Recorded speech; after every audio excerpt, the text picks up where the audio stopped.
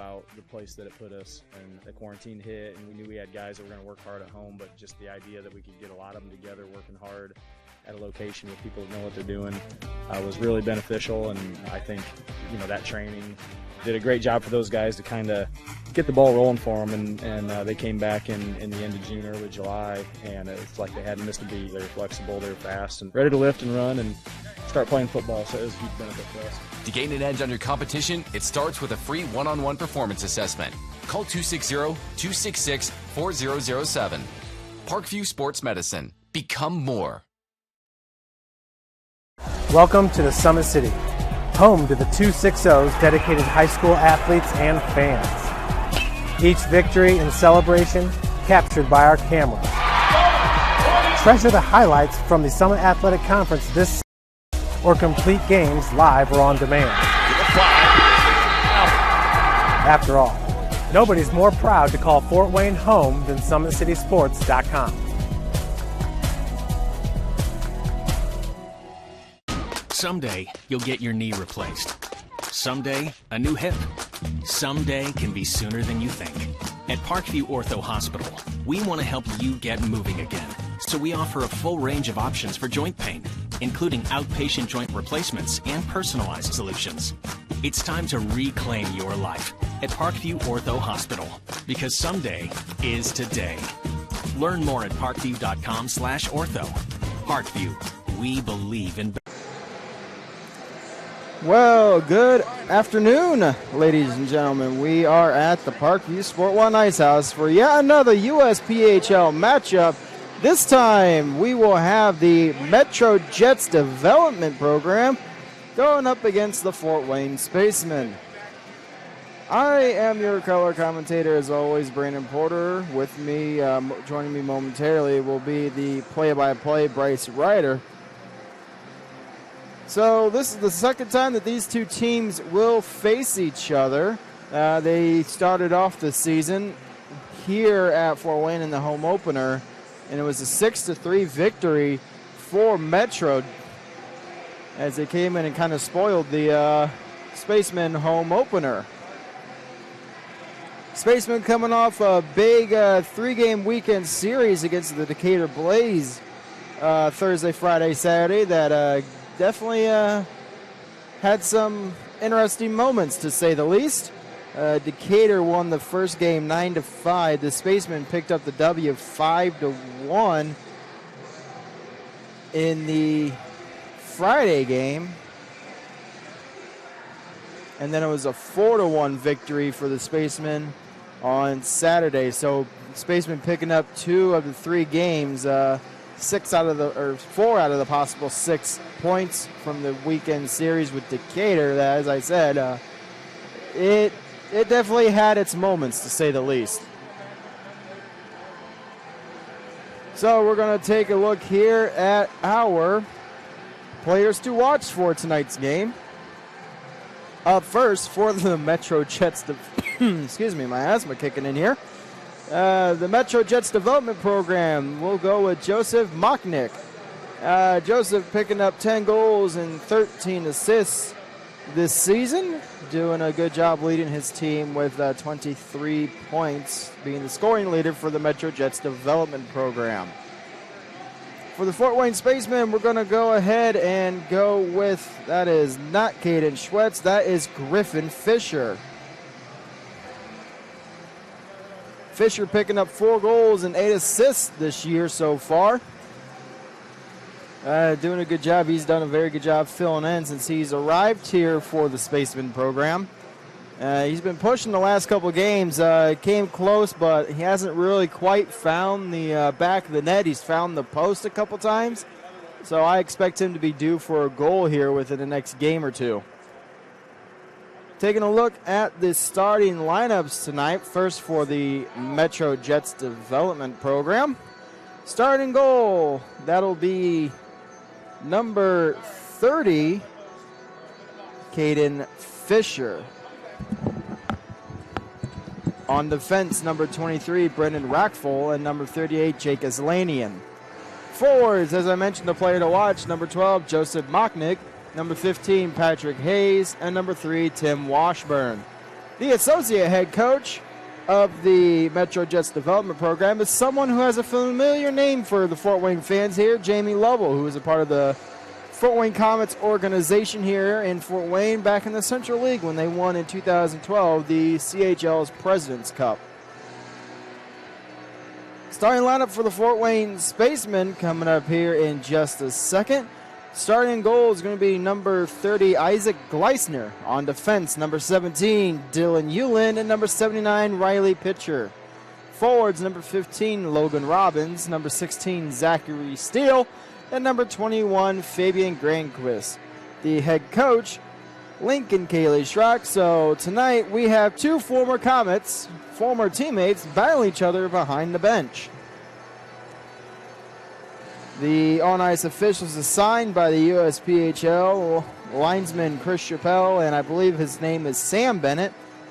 And the referee is going to be Mr. Clark. So, Bryce, welcome aboard. And as I mentioned earlier, the last time these two played was the home opener for the Spacemen, in which Metro spoiled it by a 6-3 victory. Yeah, and we were spoiled too because we were voiceless. We had a sound issue, and so we were spectators as well. So I think we had a sound issue, internet issue. I don't think we could get it out really. It was we weren't even on our rink. Right, and then we had calls before the game that it was the game of the week and that everyone was watching, and there was a lot of people up in Canada watching, and it just was one of those things. You worked exceptionally hard. And it's like you were building the house as much as you were on that phone working and trying to do things on the computer to get it done. And sometimes it's not meant to be, so let's hope we don't have any glitches today with broadcast, and we hope the Spacemen don't have any glitches either. Now, key note here is the return of the captain, Jared Fisher, for the Spacemen. He's been out the last couple weeks, not entirely sure why that was. Hopefully he's coming back better, or whatever was going on. I hope it's been resolved and everything. I hope everything's all right with him.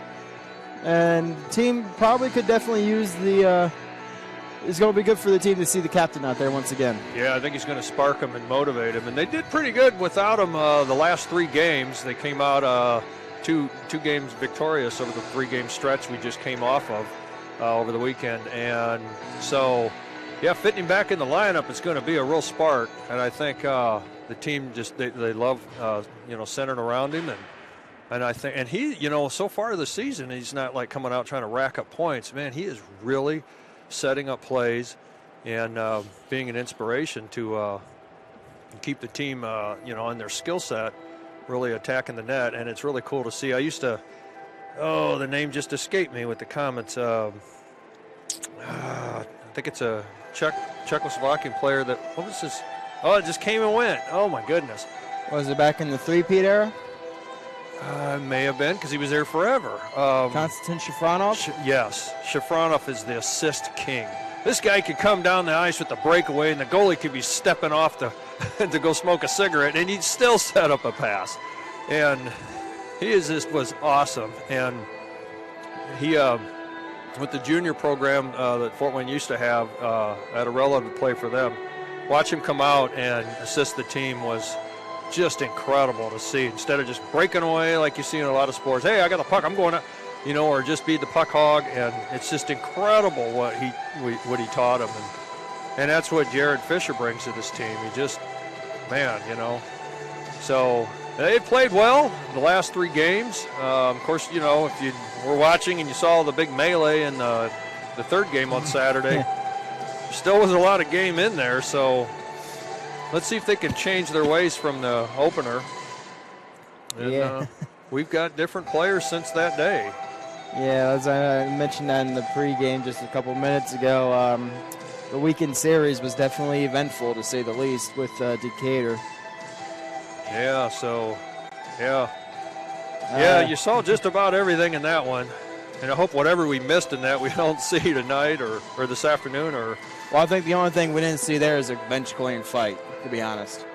That's about the only thing we didn't see. I remember as a kid at the Comet games, they used to be that bad. And so one night they threatened to shut the lights off. And so sure enough, It was a rival. I can't remember who it was. I was little.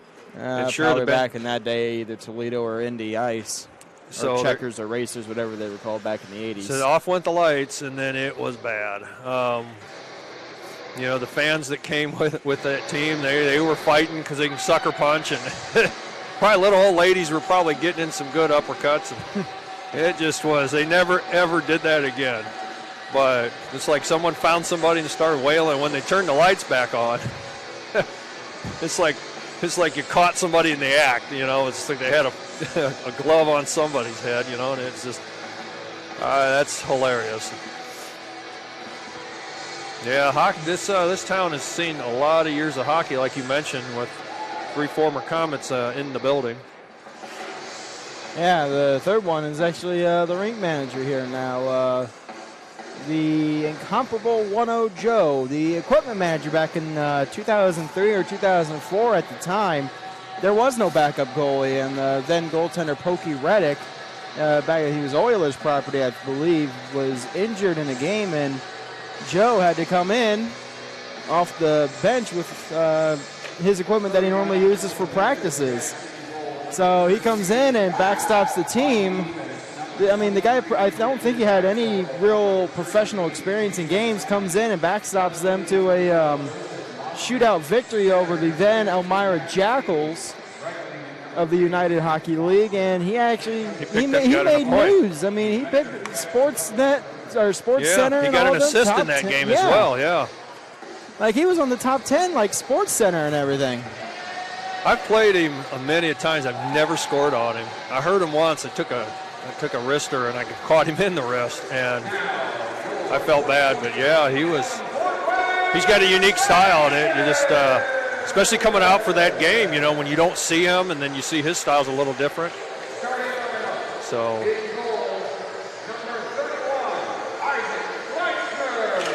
Yeah, they're announcing this lineup as they're coming out on the ice. We're about to start some action here in a 2:30 in the afternoon hockey game here in Fort Wayne. Yep, teams are coming on to the ice here. Lineups are underway. And we will have the national anthem here momentarily. So while we wait for the lineup here, we'll let our PA announcer take it away here as teams line up on their respective blue lines.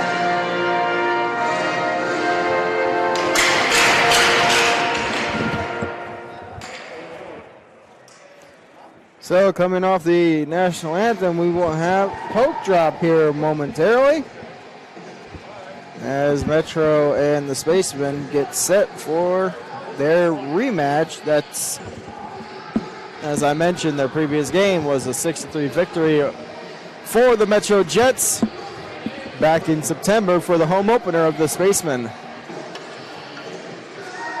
Yeah, we're going to see if they can do it tonight or this afternoon. We'll kind of get that right all we can.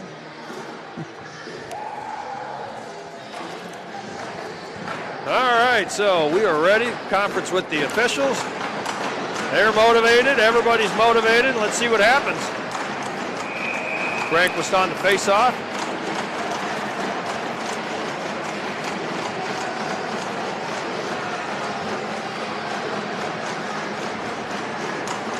He takes the face-off up against Patrick Hayes with the development program, and we are hockey here in Fort Wayne, and Metro Jets pick up the first draw.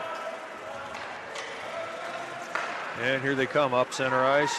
Pitcher there, broken up off the play. All right, here we go. Robbins tipped it off.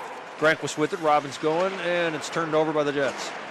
Not kept in. Pitcher couldn't get on it. Chased out, picked up by Ulan. Ulan throws it around. It's going to go inside and kept in by Hayes. Hayes takes the check. Puck's loose now, and it's going to be picked up by Pritchard. Pritchard working there against Musnick. Picked up Granquist. Granquist backs off from Hayes. Looks on boards, goes soft, and now it's going to be a battle as Robbins has to come up and try to get a hold of it. It's still kept in the zone. Working. Robbins with it now. Gets it picked out of the, taken away by Washburn on the backhand. Washburn working. He feeds it across the slot, but it did get broke up. Shot coming. Rockfeld takes a shot, goes high up and around, still controlled by the Jets. Another shot coming, and it just goes the opposite. Kept this one down, but just he goes wide to the left. Shot from point and held on.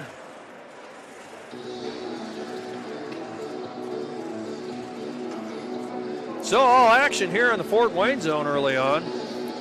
Yeah, Metro doing a good job already, coming out strong, trying to build the momentum here as the visitors. 18:57 left here in the first period. Face-off to the left of Gleisner. And Griffin Fisher taking the face-off. It's going to be picked up by the Jets, and down they go. Penalty coming. There's a trip call, I believe, against Buck. His first shift on the ice as the defenseman, and now we're down him. Especially on a team so dominant right off the bat here. Burton, or I think that was Purton who drew that right off the face.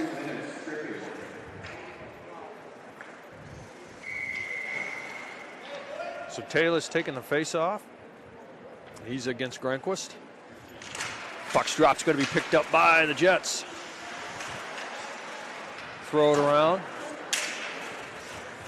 Skating around the corner, trying to pick it up. Taylor's with it. He drops it back. Phillips there. Now it's kept. Did not get up. Pritchard couldn't get it out. Shot coming, but broken up in the foot, and a stick save by Gleisner. Francois working in the corner. He gets met by Salkeld. Salkeld hangs on to him. Steele comes up to block a pass and throws it around. Francois can't hang on to it, gets under the blade. Phillips working. Now the puck's up to Steele. Steele with it now. He's trying to find room to get rid of it. Cannot get rid of it. He feeds point. Shot, save, loose, comes out, picked up by Salkeld. Salkeld's got a tail, he's getting it hands through, but it's going to feed up the point again. Purton's with it now. Oh, and he about lost it. He hangs on, draws Granquist out, shot it, and it's a block shot. Luter in there. Still can't manage to get it out.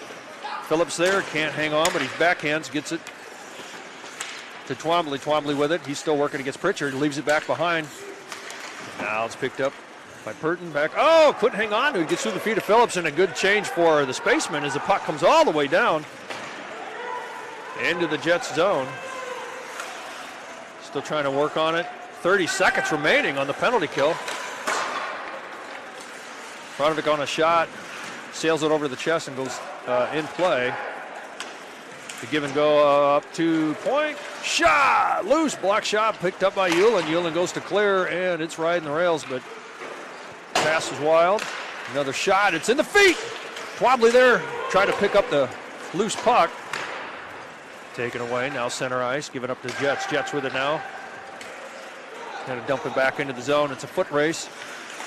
As Fonovic is there. Marks comes in. He gets tied up with Smith. Smith there. Fonovic trying to get a shot. Robbins clears it out. He's in the center spot.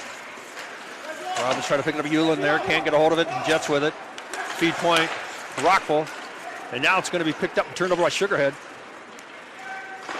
Fisher trying to work, and Fisher draws a penalty, so a power play coming for the Spacemen. On a hold. Fisher almost breaking away there for the Spacemen, but hauled down, looks like by number 38. He goes off for the hold. The Spacemen will be on the power play now, 16-29. Yeah, Jake Aslanian will be in the box for the hold. Spacemen's first power play opportunity of the afternoon. Face-off's going to be, it's still loose. Now it's going to be picked up by the Spacemen. Fort Wayne with him and tie it up as Granquist was trying to get something fed along the boards. Robbins comes in. And the Jets are working hard to hang on to it on the boards, but now it's found its way to Pritchard. Pritchard with it. Takes a quick snapper, and it's held on. Really like going out to pitcher on the defense, trying to get a screenshot or a tip in front. As I've noticed that it was a common theme from pretty much Friday's game against Decatur up until tonight so far on the power play. All right, so face-off's going to be, the puck's going to be, well, still no one's controlled it yet. It looked like the Jets were going to hang on to it, but, well, now they picked it up after struggling to pick it up, and here they are attacking in. Broken up. Granquist working, still has it. There we go, and out of Fisher. Griffin, that is. Now back to Pritchard. Pritchard with it. Robbins comes on a change. Puck's tipped in. Buck comes all the way up. No D yet. Now Pritchard is there. Throws it back. Buck working along the boards. Most close to the corner. Oh, almost kept in by Pritchard. Gives it up to Fisher. Fisher with it.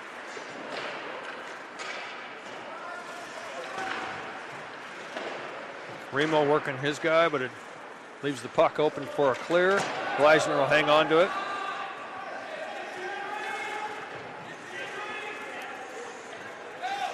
All right, here we go. Marks with the puck. He's looking for Jared Fisher. Gives it to him. Comes off the boards. But it's not. Oh, well. Thought it was kept for a moment, then not. Rolled for a hand pass. 30 seconds remaining in the Spaceman power play. They've had a couple of good chances, but now it seems like they're struggling to get into the zone and get set up before the Metro Jets team gets there and clears it down the ice. So face off by Remo, puts it into the Jet zone. They go to clear it. They're still working at their penalty kill here. Picked up Remo, far side, gives it off to Schwetz. Schwetz with it now. Schwetz, oh, I thought he might have had a lane to get through. Still working to pick it up in the corner. See battling Dreyer there. Puck's cleared. On net, Gleisner, no chase. He sails it, or shoves it off. Well, Marks will draw in Talus as he miscued. All right, Jared Fisher with the puck now. Picked it up off the skate. Jared walking. He's around, still has the puck. Changes direction, but picked up by the Jets. And it's a foot race. Oh. Marks had to come out of his spot. Talus all over him. Oh, turns it over. Breaks it up. Still kept. Working Hewlin. Luder couldn't keep it in. So delayed offside, picked up by Marks. Marks with it now. Changes for Fort Wayne. Here we go, Sugarhead carrying it in. Throws it in the corner. Runs it out and almost picks up the puck.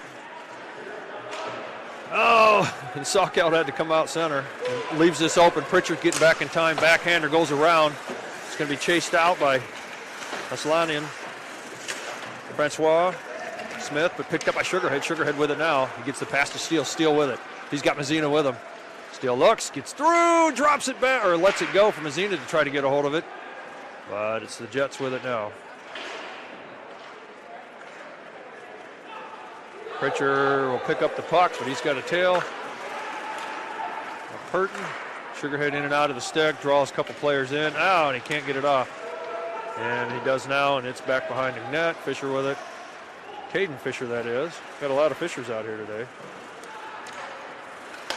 Twombly picks up, broken up by Buck, and he almost thought he was going to hang on to it for himself. All right, so here we go. Oh, battling. Twombly gets the better of Woods. All right, so here we go. Hayes picked up the puck and tried to feed it into its way up in the corner. Hayes now with it. Brings the upright. Hayes goes down, hops back up. Buck working hard after the shot there. Vic chasing out Jared Fisher. Fisher gets the pass off. Schwetz. And the puck is, after shot from Schwetz, ended up in the safety netting. Yeah, I think the goaltender Fisher might have gotten a piece of it just at the very top of his glove. As you mentioned, got 3 Fishers playing tonight. Jared Fisher, Griffin Fisher for the Spacemen, and Caden Fisher for Metro. 12:18 left here in the first. 0-0 is the score. Face-off to the right of Fisher. All right, now picked up by Hewlin. Hewlin takes a shot. Out it comes in the slot, but working hard. Granquist was battling strong against the defensive effort of the Jets. Shot! Mostek fires away with Hewlin in tow, and Gleisner hangs on.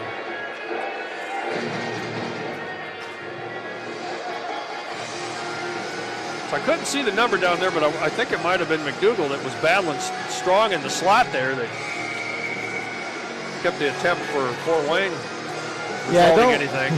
Don't forget, ladies and gentlemen, especially for those tuning in for Metro here, for us, our broadcast angle, we're left of your screen, pretty much right where that face-off was just at. Yeah, we got great view of the goaltending at this end. So, and it's in play. Picked up by Pritchard, backhands, gives it up to Robbins. Robbins feeds it soft, and here we go. Granquist coming up ice. He's got Steele with him. It's a 2-on-2 situation. Shot was tipped up into the safety over Caden Fisher. 11:34 remaining in the first, still zeros. Pretty good chances here. Metro showing some pretty good speed as they've been able to kind of catch the Spaceman defenseman flat-footed a little bit. Jared Fisher on the face-off. It's going to be snuck in and taken away by the Jets. Jared Fisher comes back, gets a hold of the puck, throws it loose up into the neutral. And here we go. Hebert was working to try to turn the puck over. He does force it, and it's offsides. Yep. Just barely. I think he was about maybe 3 inches over the line before the puck came in. Yeah. Yeah, you see some of these Metro Jet players, and they're pretty tall, so you'd think they'd be a little bit on the slower side, being, taller than most players, but even the ones with the major height advantage, they're very fast. So this Metro Jets team is very well conditioned. And puck drops, going to be picked up by Fort Wayne. Buck picks it up from Hewlin. We got a penalty coming from off the face-off of the cross check. It'll be on Fisher.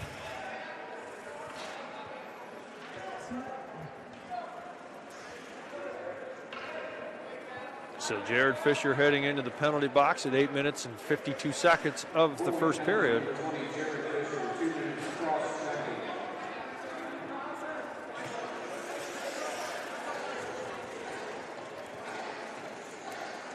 So Spaceman once again on the penalty kill. Metro 0 for 1 on the power play. Face-off is right of Gleisner. Griffin Fisher taking the face-off versus Hayes. It's going to be picked up by the Jets.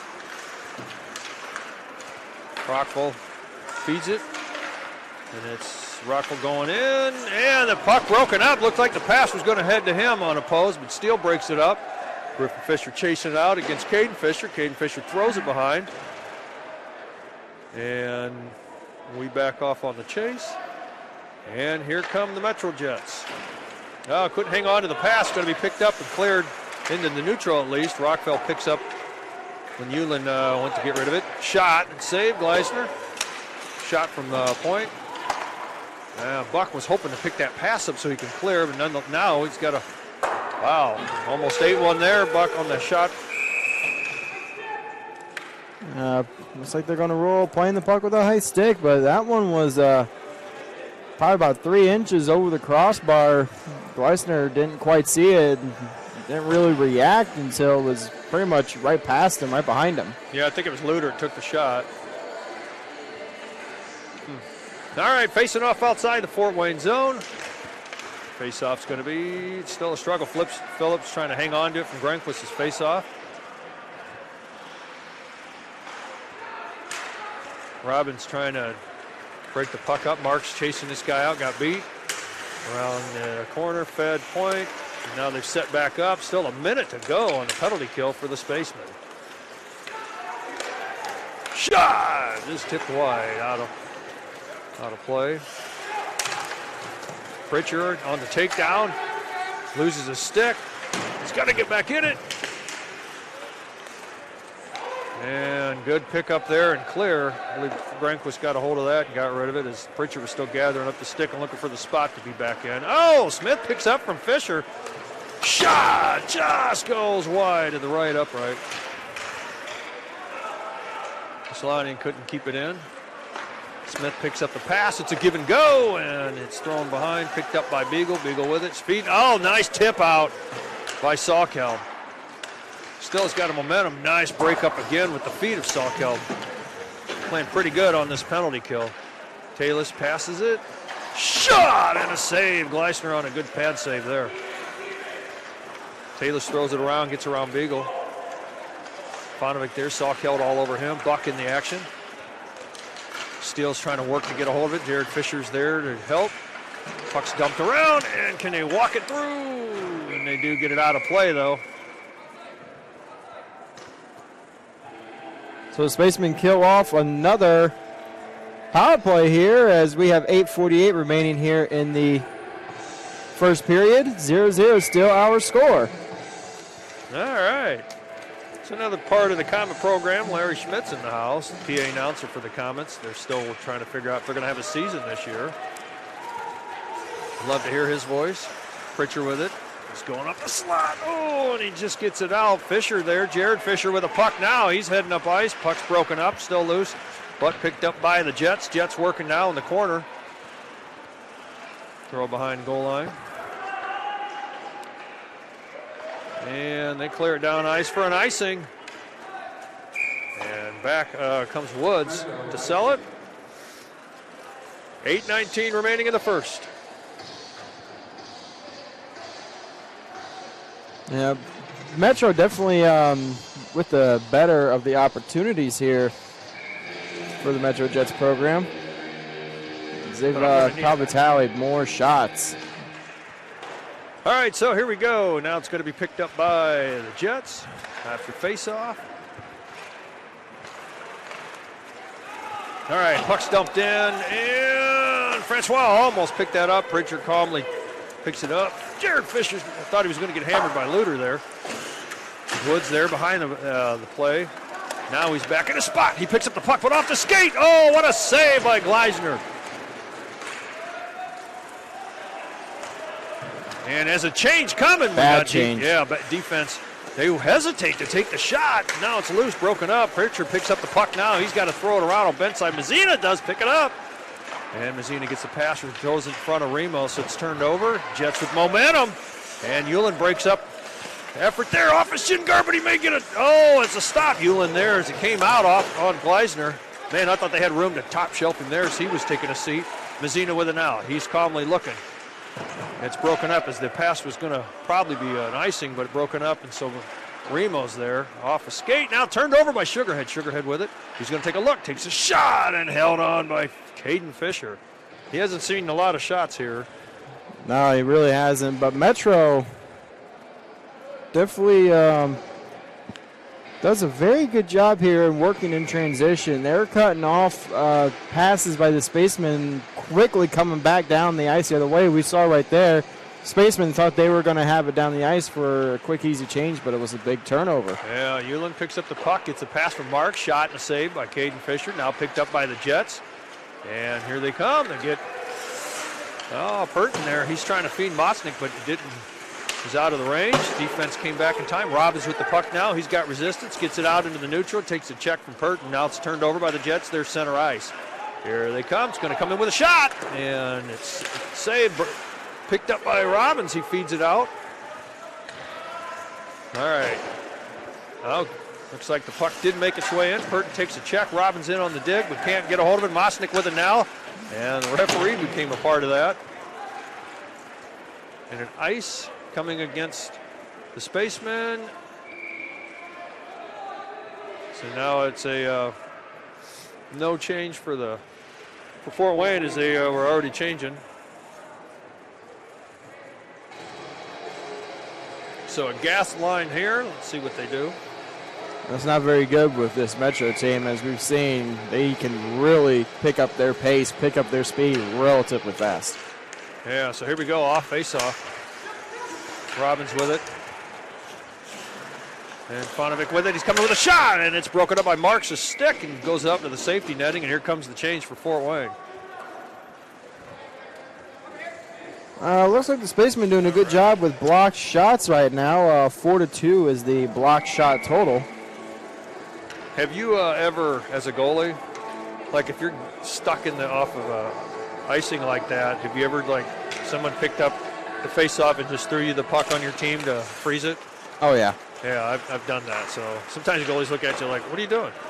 Saw Cal trying to get a hold of the puck, and he does from Fonovic, but he turns it over. Now the Jets with it back, and now it's picked. Oh! Griffin Fisher can't. It's a back and forth now, picked up by Jared Fisher, and he's got a lane. Coming back strong, looks like Luter takes a shot and a save, held on by Caden Fisher. Now there's some a little bit of pushing and shoving. Jared Fisher throws a punch.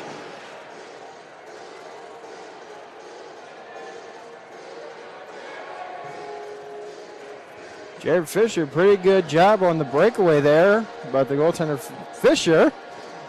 Yeah, you can see Caden was set up for that. He definitely was.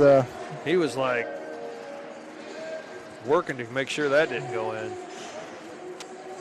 All right, face-off. Griffin Fisher on face-off, and it's now picked up by the Jets, but broken up.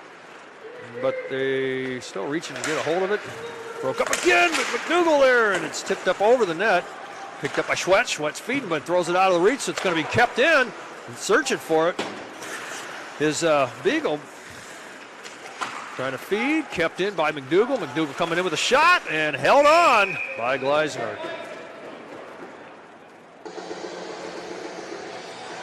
So about 5:23 left here in the first period. Pretty much just a goaltender show right now. Great job by both Gleisner and Fisher. They're pretty much just locking it down right now, waiting for whichever team's going to strike first. But in all honesty, the way Metro Jets playing, I could see them getting the first goal here, to be honest. Hayes versus Granquist on the face-off. Yeah, it's a size-up show right now. 3/4 of the way in this period. All right, still working along the boards. Beagle there. There with another block shot by Buck in the skates. Here comes a shot, another block. And Robbins with it now, trying to get out. Throws it around, picked up by Pritchard, but Pritchard's got. He had Beagle on him. Dreher couldn't hold. A steal was there. Granquist chasing down ice, trying to get hold of the puck. The Jets with it. They feed. Oh, can't get through McDougal, and it goes for an ice. So no change for the Metro Jets. And let's see what the Spacemen could do now, facing off stick side of Caden Fisher.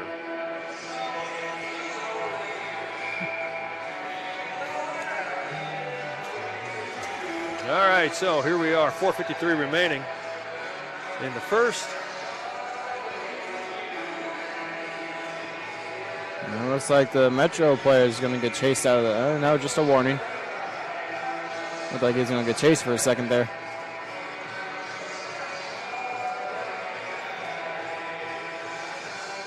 We almost heard the second chorus of this song before the puck was dropped. So now, finally, some action. Pritchard or Ullin on the keeper. Still working in the corner. Ullin keeps it again. Steele with it now. He may go to Buck, and he does. Off boards. Buck with it now. He's looking. Takes a shot. Oh, and he's got to tie up his player. And it's going to be a 1-on-1. McDougal picks it up.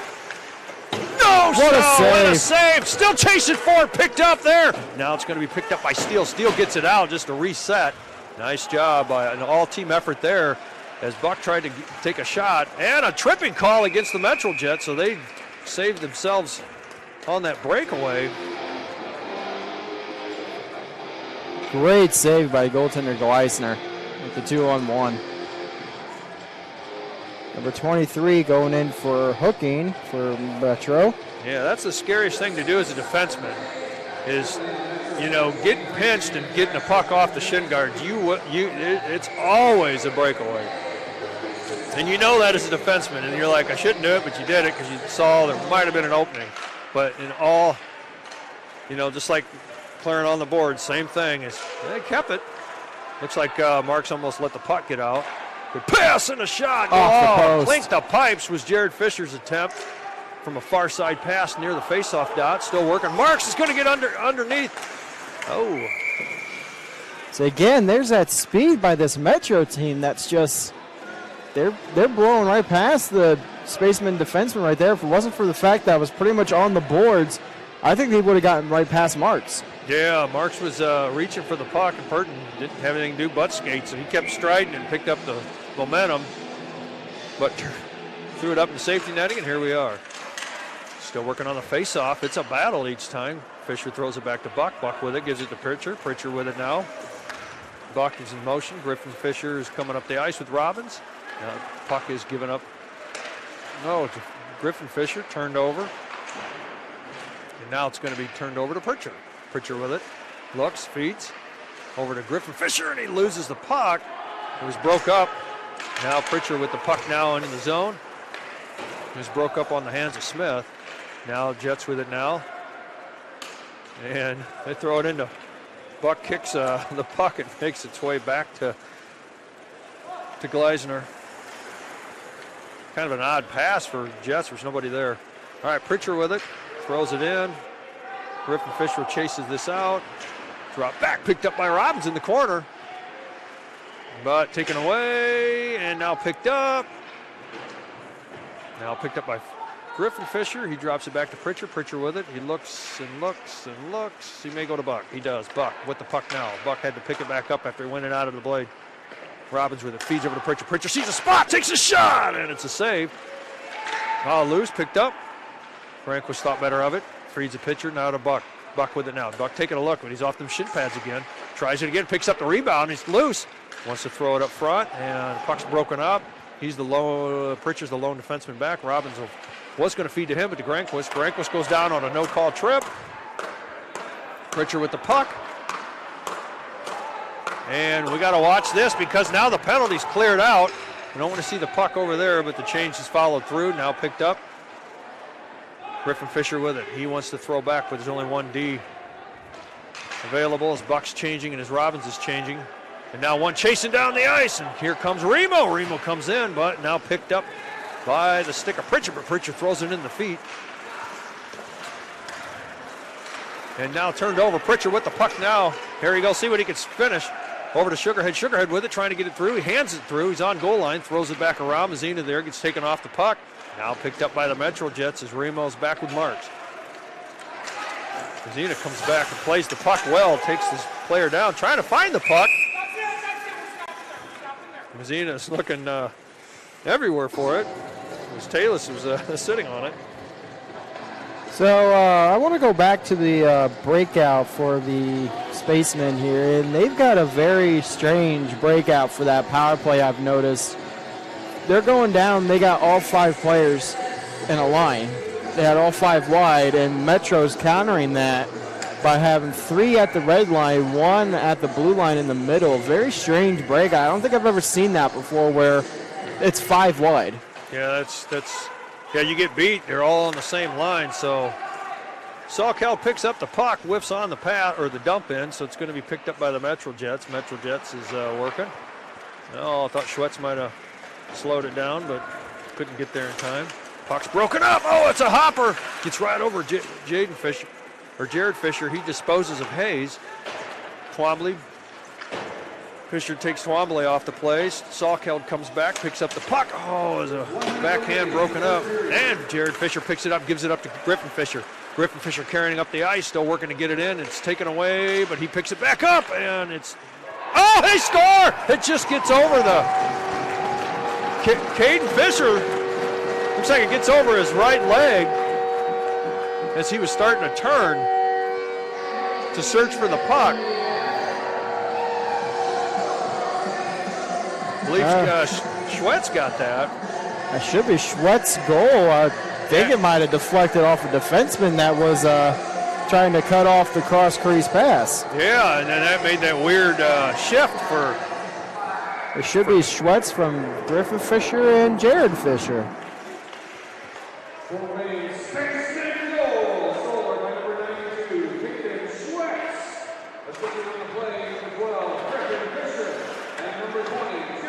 Hey, I actually got something right for once in a prediction. Yeah, you got it right, and we saw that develop up, but we just couldn't see from this angle, clarity of it. But there was a Fisher on every aspect of that play.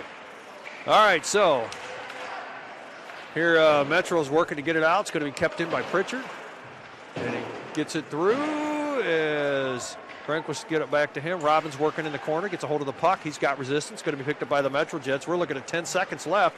Puck's into the neutral, and here they come. It's going to come, see what happens. Oh, broke it up. Yule in there will reach and try to get a hold of it. He's taken off the play. Now the puck, a collision as Steele's working to get a hold of it.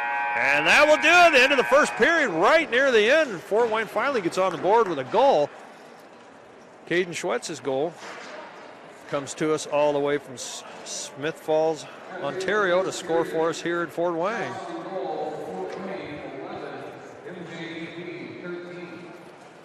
So that'll take us into our first intermission. Spacemen with the 1-0 lead. We'll take a quick break here. You're watching Spacemen Hockey on the Spacemen Broadcast Network.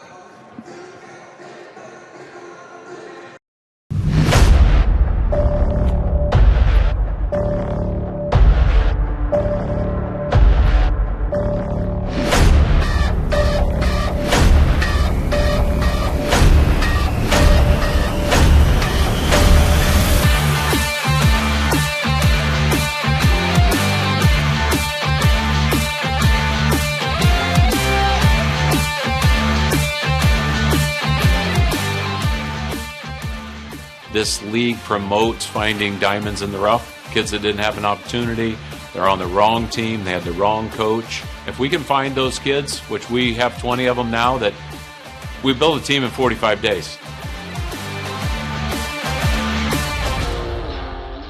I look at the amazing facilities and the coaching staff, everything looked perfect for me. It's kind of a no-brainer for me. Here I heard was very professional, and I had absolutely no idea there was such a big hockey community. Saw the amazing facilities here and coaching staff. Felt like it was a good fit for me. I noticed my confidence got up. I think the system starts with what you do off the ice, right? And that's been our biggest challenge, right, is taking these kids from different places in the world, right, and bringing them in and trying to establish a culture. And it's been difficult, right, to teach discipline, to teach accountability, to show up on time, right? That's where it all starts.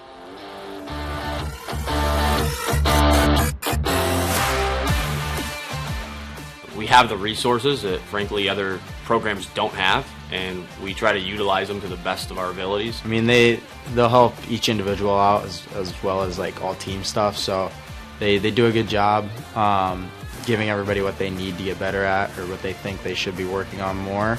Our schedule's really nice during the week. We get a lot of ice time in the gym. All the facilities here are brand new, super nice, from the gym to the locker room.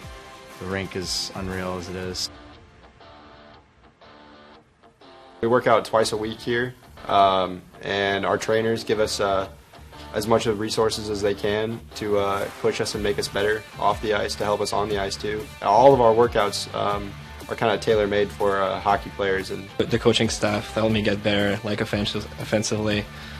John Solway helped me work on my stride, my edges. His teaching is really good. He processes it in a way that makes it easy for us to kind of reciprocate what he's doing in a way that's kind of lower to our level.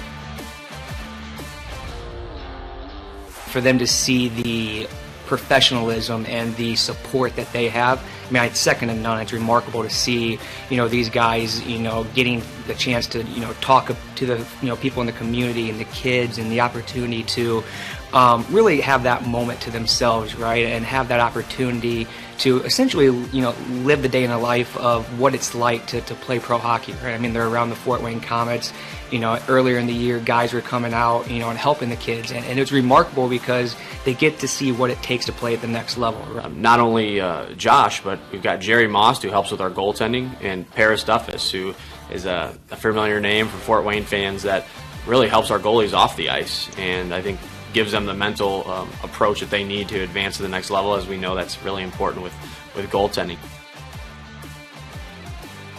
He preaches accountability. He always makes sure accountability on and off the ice, actually. He makes sure we're doing the right things off the ice, and we're, more importantly, doing the right things on the ice, making sure we're, always just ready to go, ready to play, never having our minds stray throughout a game or a practice, always be just ready to go.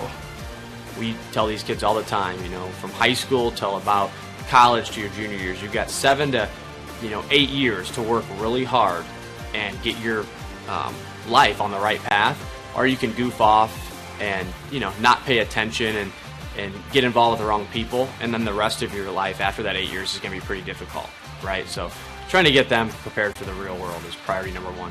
There's a lot of hockey players in the world, and you're not all going to make the highest team and not get noticed, or you might become the best hockey player you've ever been at 20. You don't know when you're going to come out of your shell, so they have to have this opportunity to play, or they may never be seen.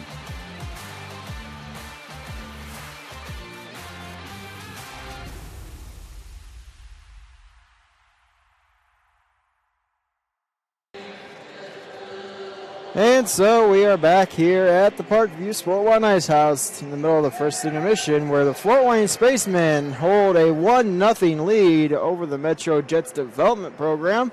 That goal coming late in the period. Caden Schwetz from Griffin Fisher and Jared Fisher with 50 seconds remaining in the first period. So Jared Fisher, first game back, gets on the score sheet with the assist. Shots on goal favor the Metro Jets, 13-11 blocked shots. You don't see this very often, but the Spacemen hold the lead in the blocked shot category, 6-4. Penalty minutes are tied at 4 apiece. Both teams 0 for 2 on the power play. And Metro with the slight edge, 11-10 in the face-off circle. Yeah, we knew this was going to be a close one, so statistically it's pretty tight. I mean, just a 1-goal lead, and that came very late here at the end of the first period. So it's been like a size-up match this entire time. So yeah, this is what we thought it would be. So as we mentioned, take a quick look here at our standings real quick in the Premier Division in the Midwest East. In first place is going to be the Metro Jets development program. They still have the 23 points, 11 wins, 3 losses, and an overtime loss. Chicago right behind them with 11 wins, 7 losses, and an overtime win for 22 points.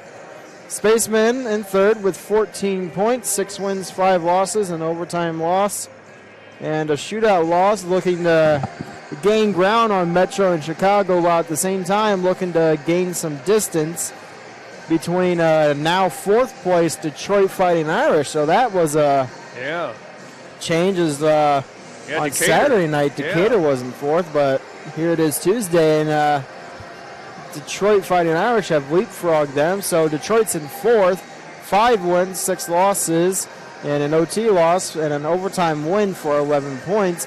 Decatur Blaze, who we saw quite often this past weekend, in fifth, 5 wins, 9 losses for 10 points with an OT win as well.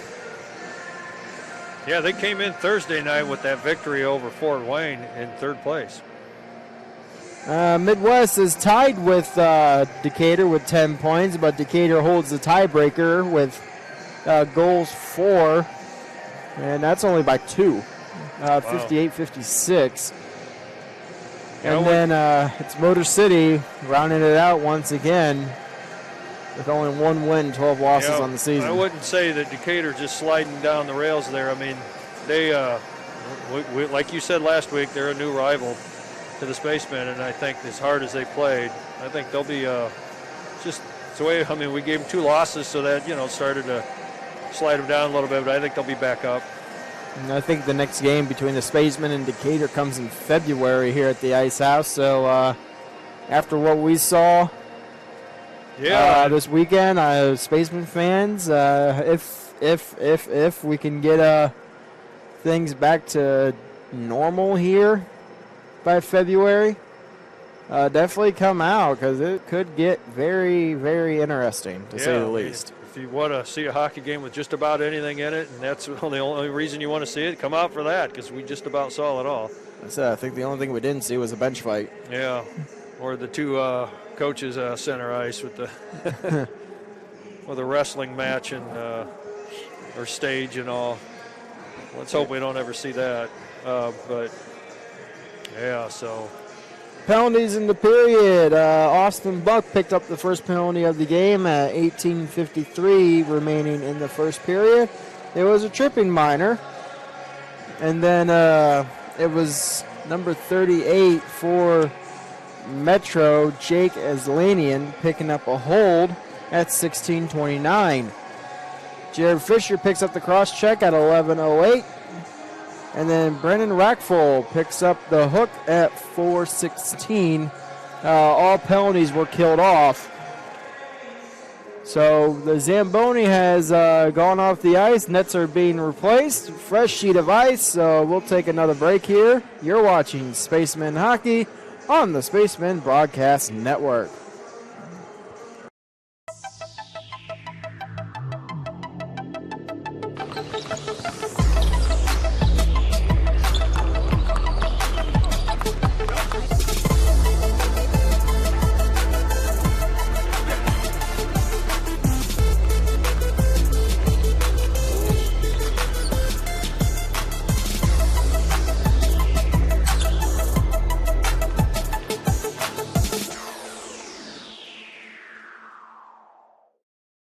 The Kelly Automotive Group is simple, transparent, reliable. Simple. Our customer specialists make buying a car easy and fun. Transparent. Our price listed is the best price. No hassle, no gimmicks. Reliable. Buy with confidence and peace of mind. We work hard to ensure the best value however you shop.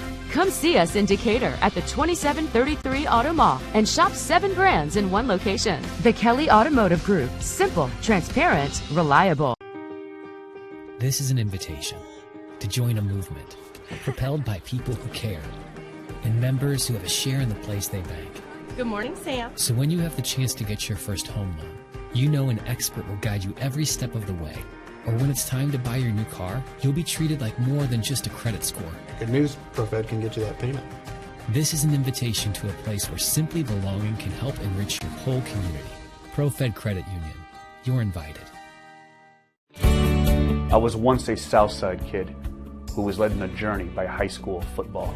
A journey that taught me discipline, toughness, and the skills that made me a success. As a businessman with a CPA license who owns his own firm, I still use the building blocks of high school sports in my everyday life. Someday sports will end no matter what level you reach, but you will be left with the skills to compete in the next game, the game of life.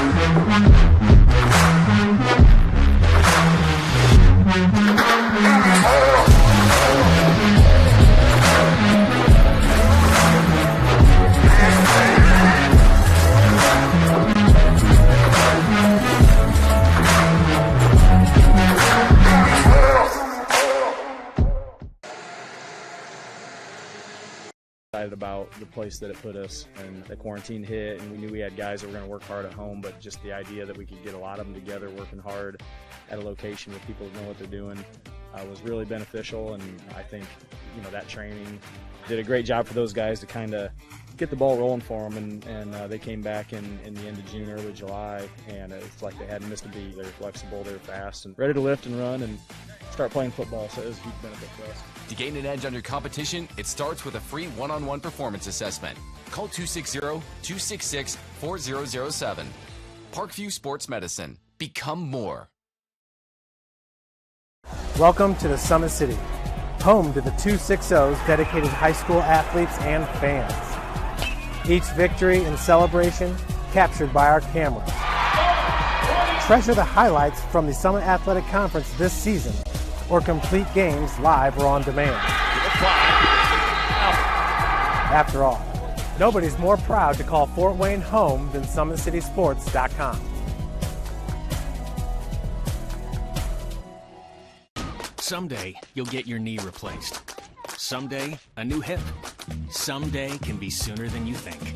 At Parkview Ortho Hospital, we want to help you get moving again. So we offer a full range of options for joint pain, including outpatient joint replacements and personalized solutions.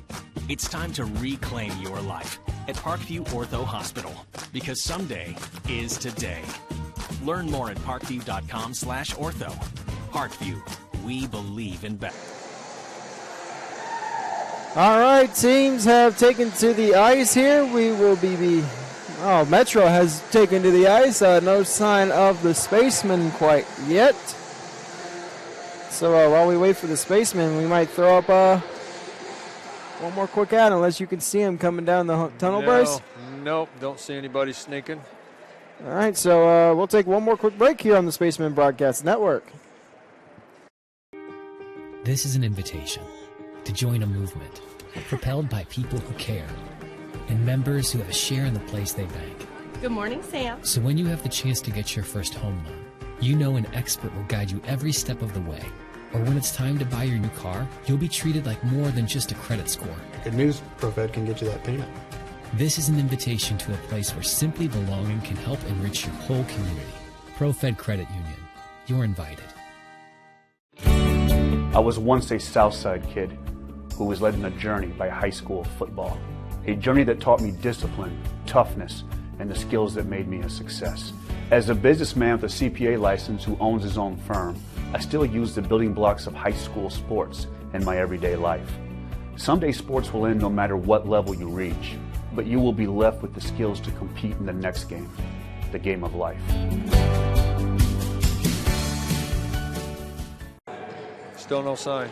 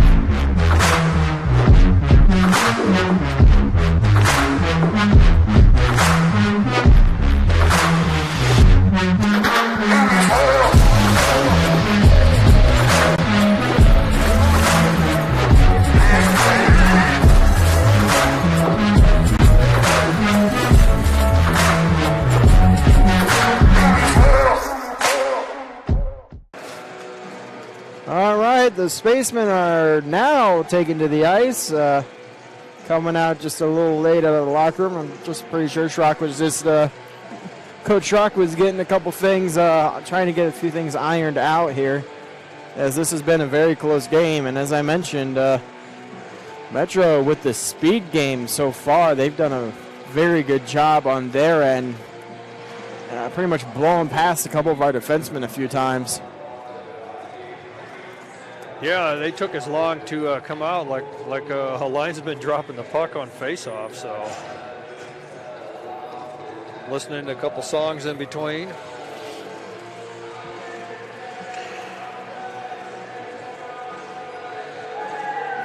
And, it's this home ice advantage, but the way this is set up, the locker room's the total opposite end of this this rink we're on. There's 3 sheets, so they are down on the 3rd sheet. So they're not like they're right here being arrogant and knowing the other team's out. So just a miscue on time possibly. Face-off's going to be won by the Jets. Down goes Robbins.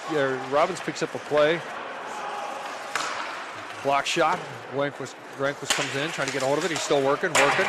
He will pick up the puck, throws it soft. Rockville will pick this up. Robbins trying to get in. Pass solid for the Jets as they work their way out. Center ice. Rehnquist gets underneath. And trying to feed one off to Gleisner. He gets an easy save. Puck doesn't get out. Throwing around. Robbins trying to pick up. Rehnquist there. Can't get it out. So far, shot, but it was broken up by Buck. Buck with the puck now. He's looking. He wanted to throw the pass to Steele, but had to go to Robbins. Tipped and out of play. And that one directed into the Spaceman bench.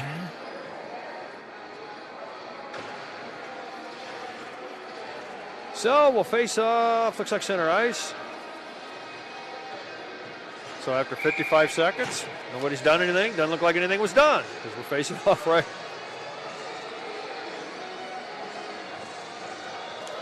All right, here we go. Puck drop's going to be picked up by Spacemen. And it's dumped in by Hewlin. Fisher, Jared Fisher trying to get a hold of it. Defense checked back. Marks with it, feeds it, and in and out of Schwetz, and it's going to be turned over. Maybe they're still working Hewlin there. Fisher puts a body on. Puck's going to be now on an ice. And Jared Fisher didn't get back in time. He was working. He outskated his guy, but he didn't outskate him. He outskated Phillips, but he didn't outskate Beagle, I think it is. Or no, Luter.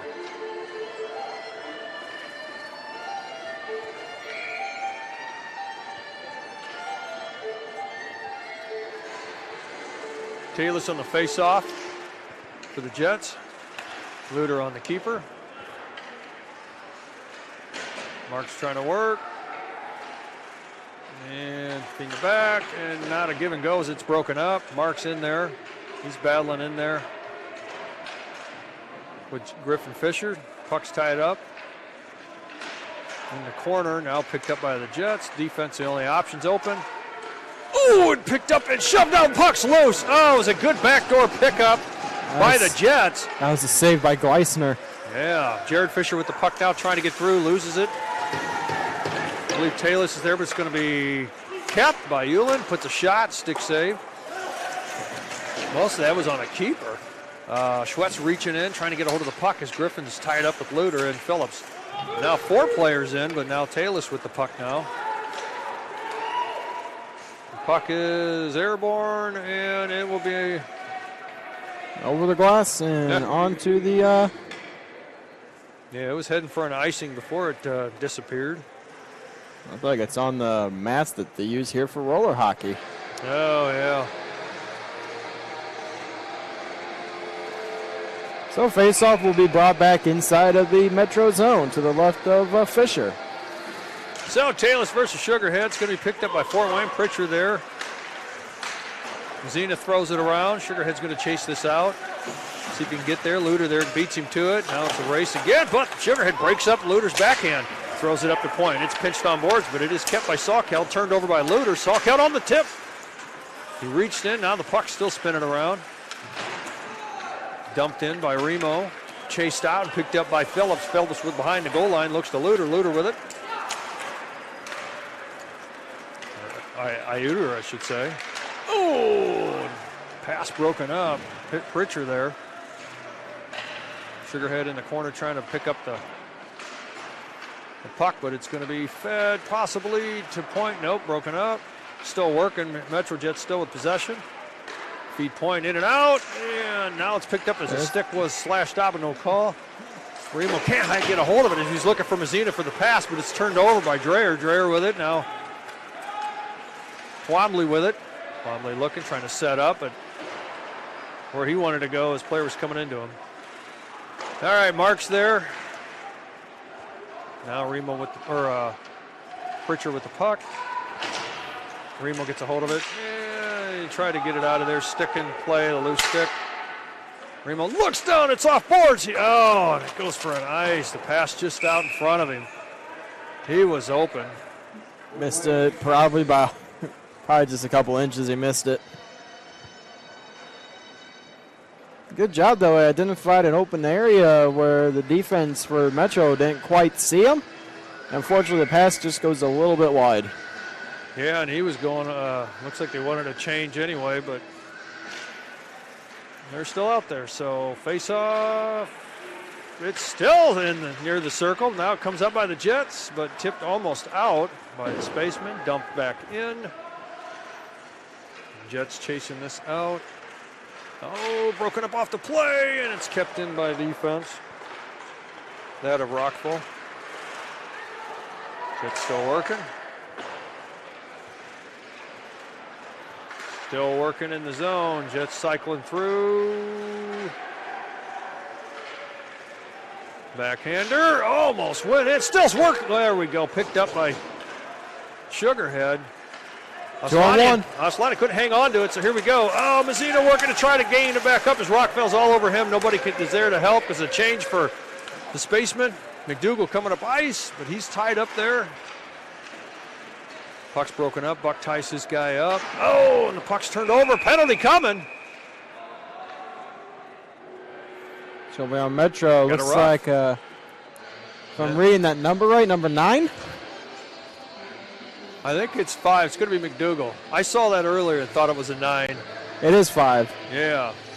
So a roughing call on McDougal. I like their jerseys, just that number looks a little weird from the distance on the arm. Yeah, because I was looking. I don't think they have a 9, at least on the roster, so I was like, took me a second to figure it out. Third power play opportunity for the Spacemen. They are 0 for 2. Washburn versus Granquist on the face, going to be picked up by Pritchard. Pritchard looking, feeds it. It's a give and go.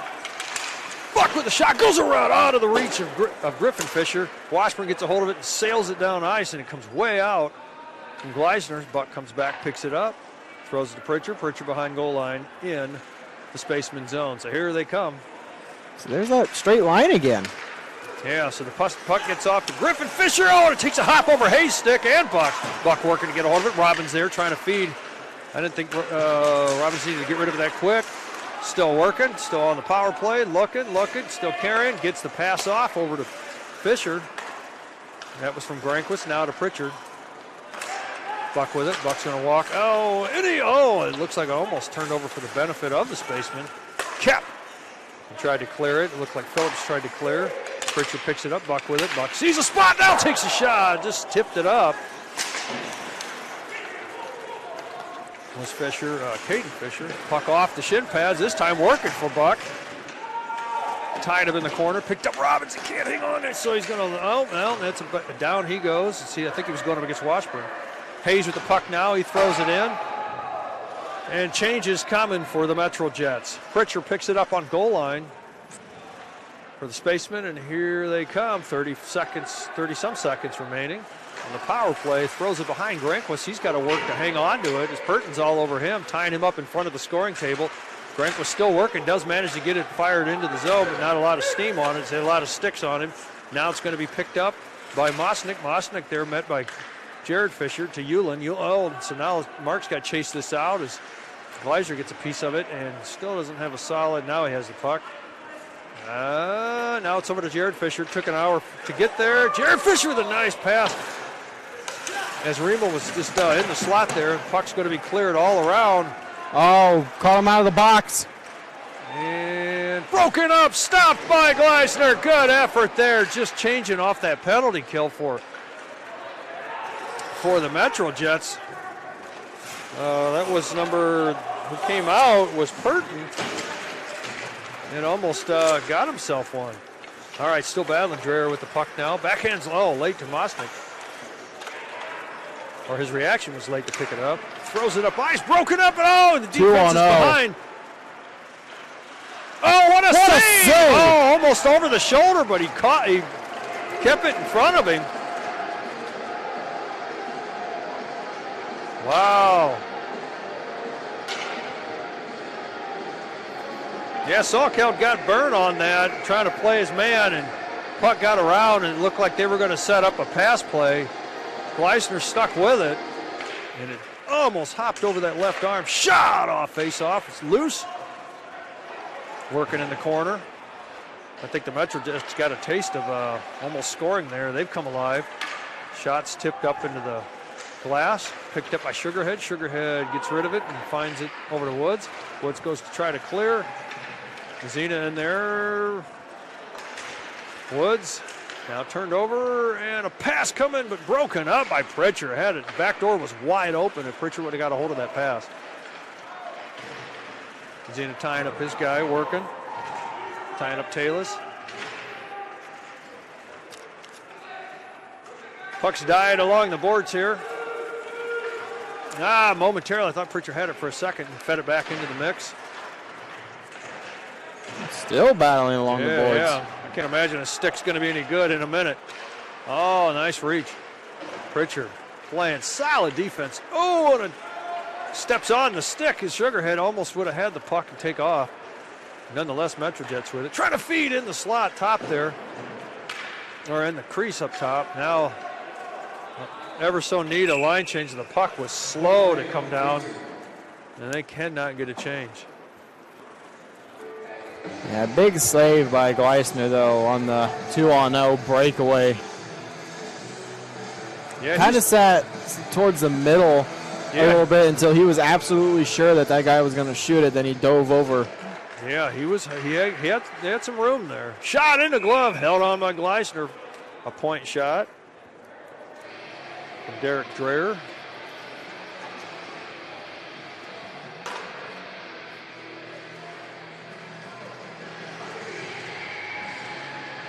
Looks like the Spacemen going out with their second unit with the Fisher. They're not brothers by relation. We just call them the Fisher brothers since they share the same last name. Yeah, with 3 Fishers on the ice now on this shift. 2 of them for Fort Wayne, 1 for the Metrojets. Buck trying to feed it back into the board. Here we go. Now pass over to Schwetz. Schwetz got to chase it out. He picks the wrong side of the linesman. Puck's going to be in the zone. Drawn out of the air by Smith. Smith trying to get a hold of it. And Jared Fisher there battling. Puck's loose into the neutral, and back Marks will go to pick it up, and he's got Buck back with him. Only one chase going down into the zone. And that a Beagle. And turned over. Oh, and loose. And Gleisner there all by himself. Buck working. It's loose. Oh, what's the back door? Still working. Buck putting body on. And now Griffin Fisher picks up the puck, and he's got Jared Fisher going down the ice, but he's got a head of steam here as he's going to keep carrying, and he does. He loses it right in a slot. And Jared Fisher trying to come up and pick up the puck from Phillips, but and now an icing against the Metrojets. And changes coming for Fort Wayne.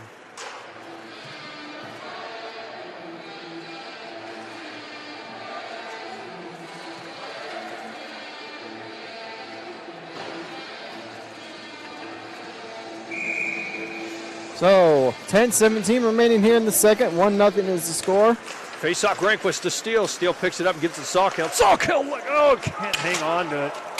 2-on-1. And it's a 2-on-1. Shot and a save. Gleisner just gets a piece of it. I want to check. And another attempt coming up. Shot, it's wide. It's high and wide, but nonetheless, Gleisner went to protect. Another shot. This one on the, we're reaching here. Here we go. Finally got out of the mess. Some changes going on. Roberts trying to get underneath. Backhand picked up Steele. Steele tries to feed, but he's tied up by Hayes, and now it's going to be picked up by Purton. Gets the pass there. He gets that from Rockville. Purton carrying. Pritchard all over him. Oh, they pick it up right in the slot there. I believe that goal will be scored by Patrick Hayes. We'll double check.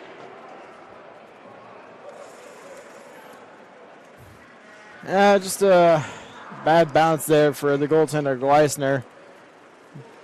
Not exactly sure he got much on the shot. It was just kind of like a chip you see in golf, trying to just chip it under the green. Yeah, we've had a couple of defensive breakdowns where we've turned the puck over and gave him a chance. This one cost us. And we saw a lot of that Thursday night against Decatur, and we kind of remedied that in the next 2 games, but kind of letting it happen again. So here they go. Jets got a head of steam now. They're coming in, getting a shot, save. Remo reaches in, throws it back behind. Oh, could not get it to Pritchard as it was broken up by the Metro Jets. Now picked up Buck. He changes direction, but now picked up by the Metro Jets. Here's Buck getting a pass off again, and it's not on target, so it's a reach. Mazzina there. It's up to the safety netting as he collides sticks with Aslanian. 9:04 remaining in the second, right after the Metro Jets just scored to tie it up 1-1 here in Fort Wayne.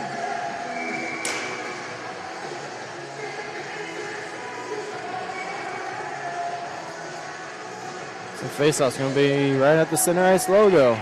Yep, so get a look at that. So Pritchard picks up the puck, spins around, gives it to Buck. Buck gives it to Jared Fisher. He just fired into his stick, and he redirected up almost in the fire alarm there. Wonder what happened if that got hit with a puck. Looks like it just went over the head of one of the assistant coaches. I think that's Josh Moles down there. He's on the whiteboard. I don't think he noticed that the puck went right by him. Yeah, I don't want to go running out of here. Well, I was in the shower once when they had a gas leak with Kevin Bertram. He used to be a defenseman for the Comets.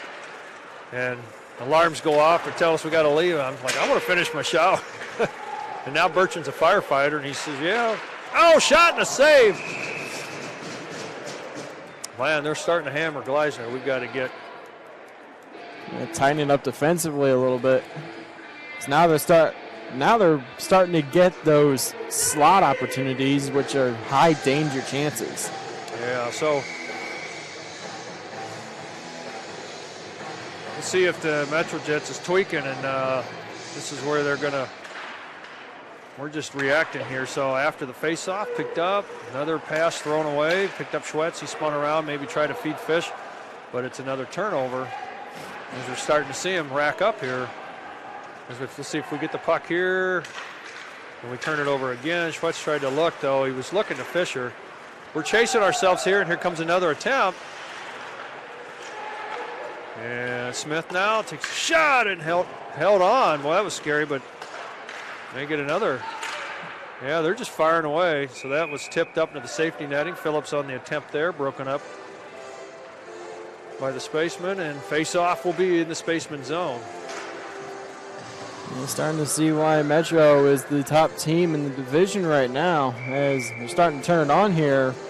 About halfway through the second period, 8:09, score tied at 1, and Metro's really pushing. Yeah, they're more solid with their passes and pickup, and it just looks like we kind of got a little sloppy or lazy. So we just got to fine-tune. Robin's working to get a hold of it. He's double-teamed. It's in the neutral. It's a foot race, and now it's going to be picked up. Here we go. Steele trying to get through. He's taking off the paint. Backhands, but nobody there. And Ken Salkeld keep it. It's going to go neutral. It's going to be picked up by Buck. Buck with it now. He sees it, throws it into Granquist. Granquist on a post. Here he comes. Takes a quickie shot. Blocker save. Now picks up. He's got a rebound, so he's may go to point, but he waited too long. Smith takes the puck away, and now it's a foot race. The Beagle's coming down ice to see if he can get through. Doesn't get around Salkeld, but he has to go back and pick the puck up in the corner. Salkeld tying up 2 players, lets a third one with the puck. Takes a shot and a save loose, and it's going to be kept in by the Metro Jets. It looked like somebody wanted to shoot there. So still 5-on-5 action here. Salkeld gets taken off the plays. He just slowly went in to get the puck. And now the puck's going to be to Buck. Buck picks it up. He tries to backhand it out, turned over to the Metro Jets. Jets with it now. Trying to walk in, back door, and score! So the Metro Jets are just going to pour it on here as we look like a tired lion out there. Yeah, that's just classic backdoor play. Well executed by the Metro Jets team. Gleisner with almost no chance to stop that one, as he was unaware that second guy was where he was. I'm pretty sure that Gleisner knew he was there. I don't think he knew where he was. Yeah, 12:57, they put up the second goal. And it's been a tight game. So Manger's having some stick action against Washburn. And looks like it's going to be a penalty. They're taking them both, it looks like. So possibly delay.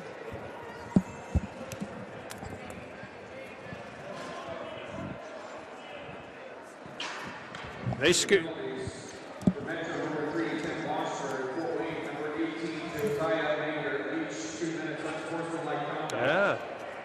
Well, they started to scoot in off before the puck was dropped to the linesman's back, and then that's what kept the face-off from occurring, and then they started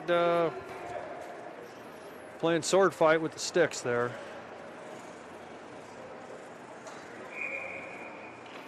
Now we lost the clock. Puck's going to be dropped, and let's see if they run the clock, and it finally has come on. Pritchard with the puck, trying to one-hands it through as he's double-teamed. Sugarhead gets it off to Fisher, and it's a save by Caden Fisher. Now it's picked up by Uter. Uter with it. Looking up ice. Musnick in motion. Hayes carries the puck up. He's going to go on attacking in right. Pritchard lets him get underneath. And so Metro looks like they're on a power play the way they're playing, and now here comes Fort Wayne. Franquist gets the puck smacked out, but maintains. Now it's going to be picked up, flung in the air, and Jared Fisher goes off sides as the puck was broken up out of the glove of a Metro player, so that forces him off sides. He was hoping to pick up that puck up in the air. Trying to go for the lob pass, unfortunately didn't quite work out. Nope, they broke up that play. 6:19 left here in the second period. Metro now holding the 2-1 lead. So Purton versus Fisher. Griffin on the faceoff. It's still in Purton's stick. Now he hangs on to it, gives it up to Haslanian. Haslanian with it. He dumps in on a chase. Buck comes back to pick it up. He looks like he was going to go backhand.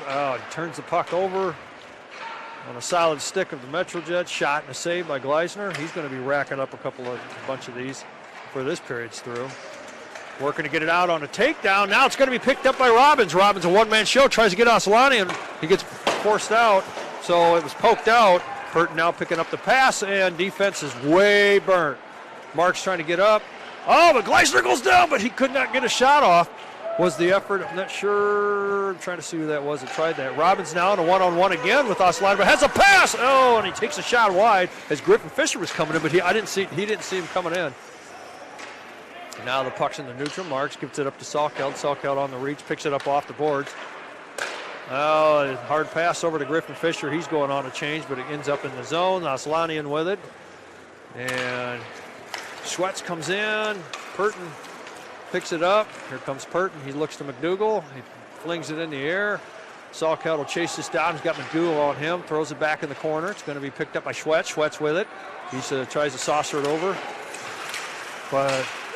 And skate underneath McDougal, or Rockfall under Schwetz. Shot and a save. Around it goes. Going to be Sugarhead on the reach. Can he get there in time? He's got it on the skates.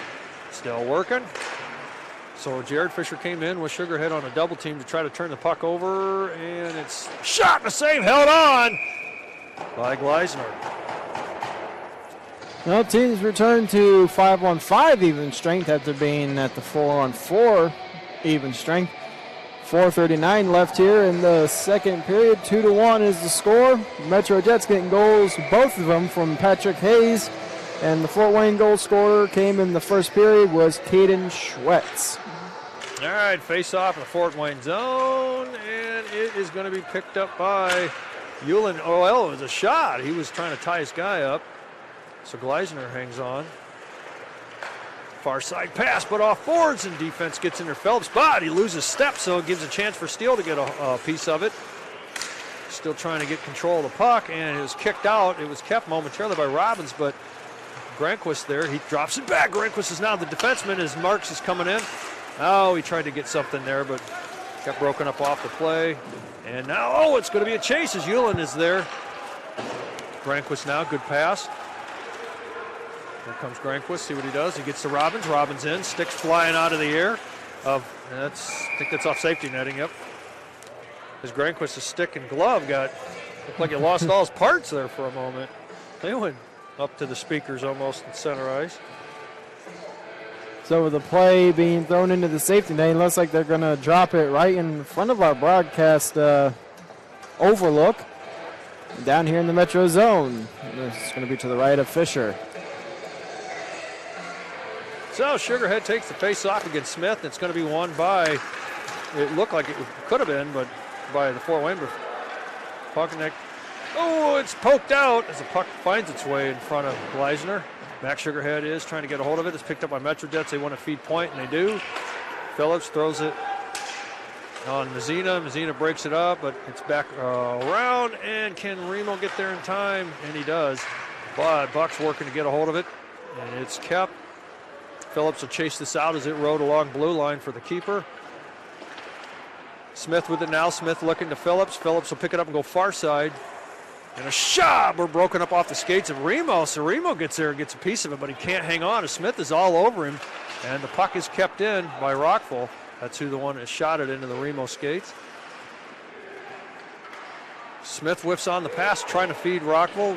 Rockville comes back, picks up, keeps it on a dump. I think Purton there, or no? Still cycling, and a shot, and held on by Gleisner. Yeah, definitely.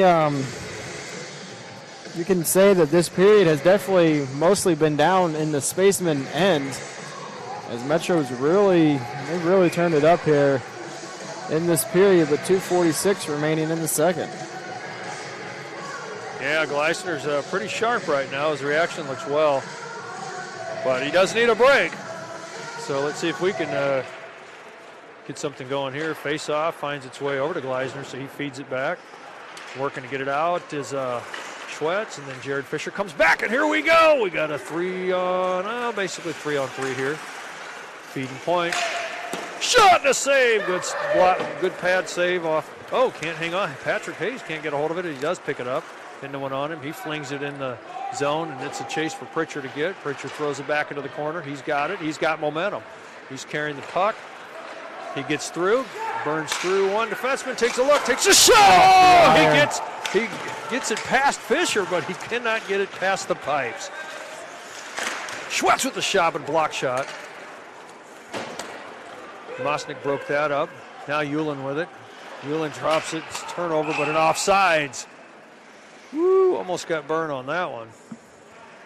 Newman turns it over and gives it to Talus, but Washburn was it's either him that went offsides or...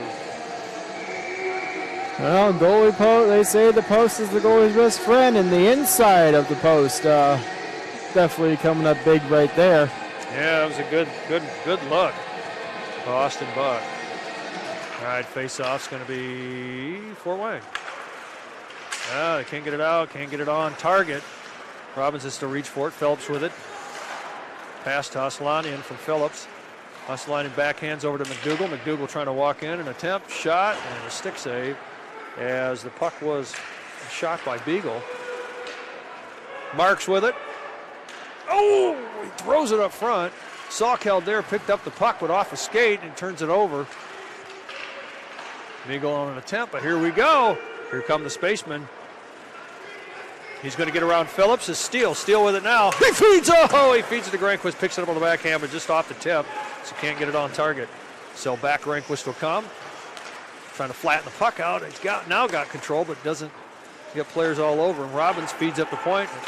Marks feeds off the boards to Robbins. Robbins almost had a lane, but he got shut down. I thought he was going to spin around, but he was tied up with Phillips.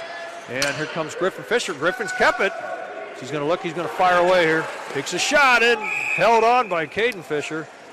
Couldn't really get it settled down after he kept it in. Finally was able to, but by that time he had about 3 Metro players bearing down on him, so he wasn't able to get much off on the shot. Yeah, we'll take the face off in the zone. We'll see if we can try to win this and try something. But yeah, it was just a mercy at that point. Purton versus Griffin Fisher on the face-off. It's going to be won by the Jets. And it's going to be turned over by Griffin Fisher as he feeds point. Shot and save. Pritchard picks up the puck there, getting pinched, and he still manages to get it through everyone. Fired it on Caden Fisher and held on. We're going to try this again. Same spot, stick side of Caden Fisher.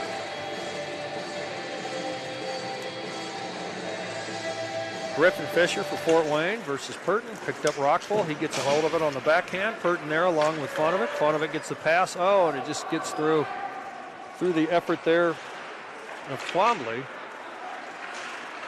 Puck is reached and picked up by Jared Fisher. He backhands and gets it over to Caden Schwetz. Schwetz with it. He's got options. Takes a look. Shot loose. Picked up. Oh! And almost. Griffin Fisher was going in. Almost got a piece of it as he was in the paint. Caden Fisher. Wow. I don't have the words to explain that one.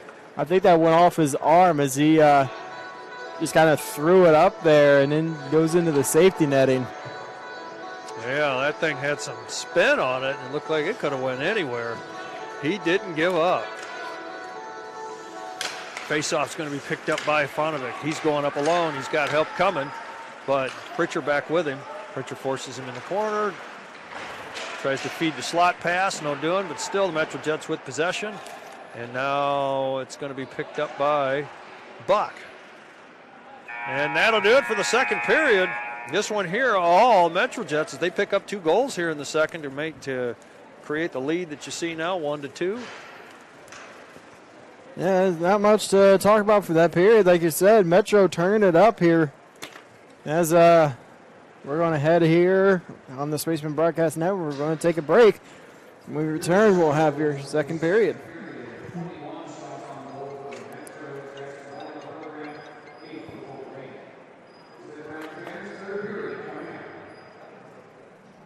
So we'll take a quick break here. You're watching Spaceman Hockey on Spaceman Broadcast Network.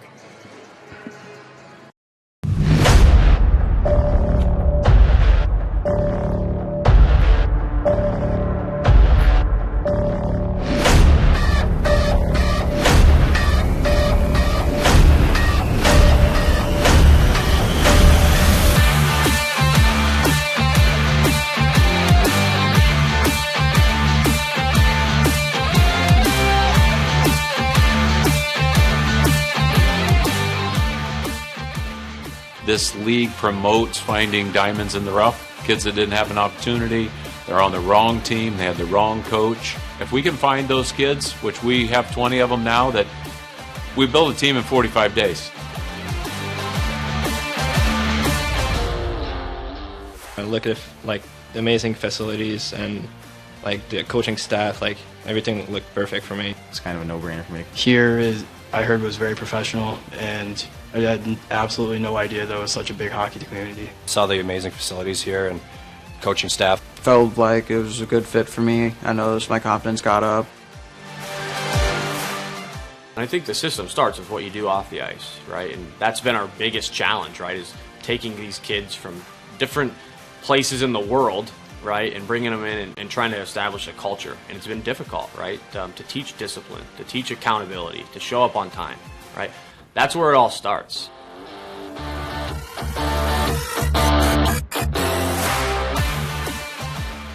We have the resources that, frankly, other programs don't have, and we try to utilize them to the best of our abilities. I mean, they'll help each individual out as well as like all team stuff, so they do a good job giving everybody what they need to get better at or what they think they should be working on more. Our schedule's really nice during the week. We get a lot of ice time in the gym. All the facilities here are brand new, super nice, from the gym to the locker room. The rink is unreal as it is. We work out twice a week here, and our trainers give us as much of resources as they can to push us and make us better off the ice, to help us on the ice too. All of our workouts are kind of tailor-made for hockey players. And the coaching staff helped me get better, like offensively. John Solway helped me like work on my stride, my edges. His teaching is really good. He processes it in a way that makes it easy for us to kind of reciprocate what he's doing in a way that's kind of lower to our level. For them to see the professionalism and the support that they have, I mean, it's second to none. It's remarkable to see, these guys, getting the chance to, talk to the, people in the community and the kids, and the opportunity to really have that moment to themselves, right? And have that opportunity to essentially, live the day in the life of what it's like to play pro hockey, right? I mean, they're around the Fort Wayne Comets. Earlier in the year, guys were coming out, and helping the kids. And it's remarkable because they get to see what it takes to play at the next level. Not only Josh, but we've got Jerry Most, who helps with our goaltending, and Paris Duffus, who is a familiar name for Fort Wayne fans that really helps our goalies off the ice. And I think gives them the mental approach that they need to advance to the next level, as we know that's really important with goaltending. He preaches accountability. He always makes sure accountability on and off the ice, actually. He makes sure we're doing the right things off the ice, and we're, more importantly, doing the right things on the ice, making sure we're, always just ready to go, ready to play, never having our minds stray throughout a game or a practice, always be just ready to go. We tell these kids all the time, from high school till about college to your junior years, you've got 7 to 8 years to work really hard and get your life on the right path, or you can goof off and not pay attention and get involved with the wrong people, and then the rest of your life after that 8 years is going to be pretty difficult, right? So trying to get them prepared for the real world is priority number one. There's a lot of hockey players in the world, and you're not all going to make the highest team and not get noticed, or you might become the best hockey player you've ever been at 20. You don't know when you're going to come out of your shell. So they have to have this opportunity to play, or they may never be seen.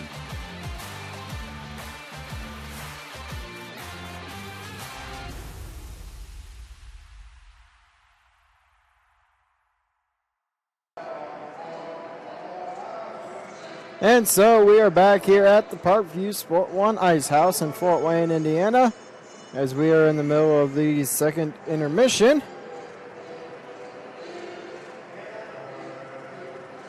Where Metro holds the 2-1 lead right now.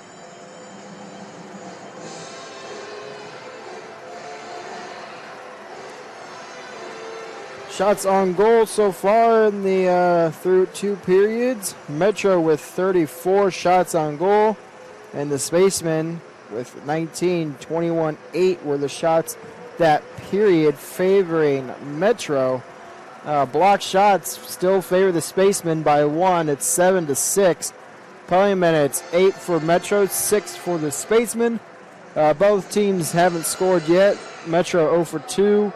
And the Spacemen 0 for 3. Face-offs are tied at 20-20. And just to say that number hasn't been a very good number to say this year. Penalties in the period. Number 5 for Metro got a roughing call. That is Nick McDougall. And then it was Tim Washburn and, Washburn and Menger picking up the coincidental unsportsmanlike conduct shortly after the second Metro goal. Goals in the period, both of them belong to number 15, Patrick Hayes of the Metro Jets. So Metro turning it on there that period. 21 shots to 8 that period favored Metro. Wow, so that was their period. Let's see if that's just the beginning of things to come, or if they really pour it on the third. We're about to see. So yeah, that's something we obviously want to talk about, is the Spacemen's difficulty with coming out that period.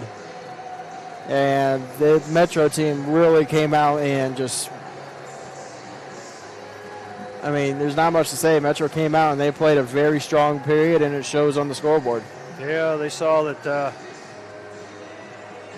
Spacemen were kind of struggling, getting tired, getting trapped in the zone, being far from the bench, and just poured it on. We kept turning the puck over, trying to get rid of it instead of creating our own plays, and they really took advantage of it, and they looked really sharp when they did come alive and got a lot of attempts off and managed to rattle a few goals in there to own the second period.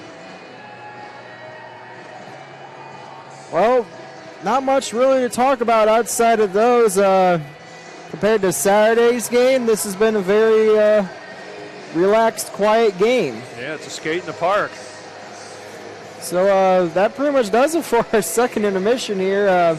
Spacemen looking to come out in the third period with a stronger period. Try to get this tied up. Metro, on the other hand, they obviously look to close this out, maybe get one or two more goals to kind of help really seal it. So we'll see how things will carry us here as we get set for the third period. You're watching Spacemen Hockey on the Spacemen Broadcast Network. We have to do this. A bit of a hill. His mother said, if you're coming to school, you got to bring your sister because they have to go and work in the fields. So this kid carries his 1-year-old sister everywhere. A lot of those kids don't eat in the morning. A lot of those kids, the only place they do eat is at that school. I thought going up that mountain, Mary's meals can reach everywhere that there's a hungry child. Do you see what happens after a simple meal? It just came to life. Love reaches everywhere.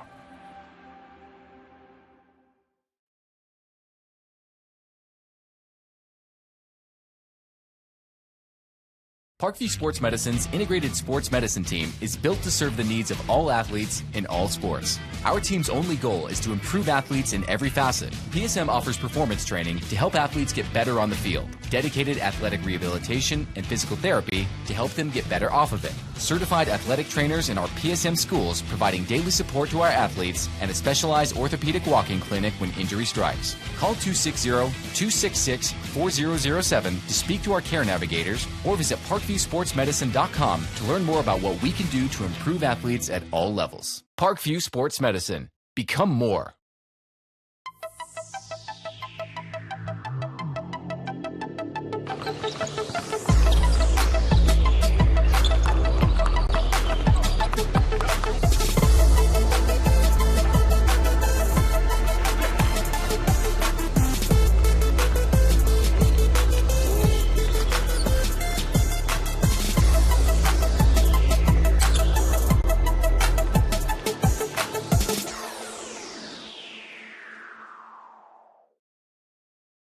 Joint pain, sprains, strains, or a possible broken bone? Make the Parkview Ortho Express walk-in clinic your first stop when you have an orthopedic or sports injury. Call 260-266-4007 for more information. Welcome to the Summit City, home to the 260's dedicated high school athletes and fans. Each victory and celebration captured by our cameras. Treasure the highlights from the Summit Athletic Conference this season, or complete games live or on demand. After all, nobody's more proud to call Fort Wayne home than SummitCitySports.com.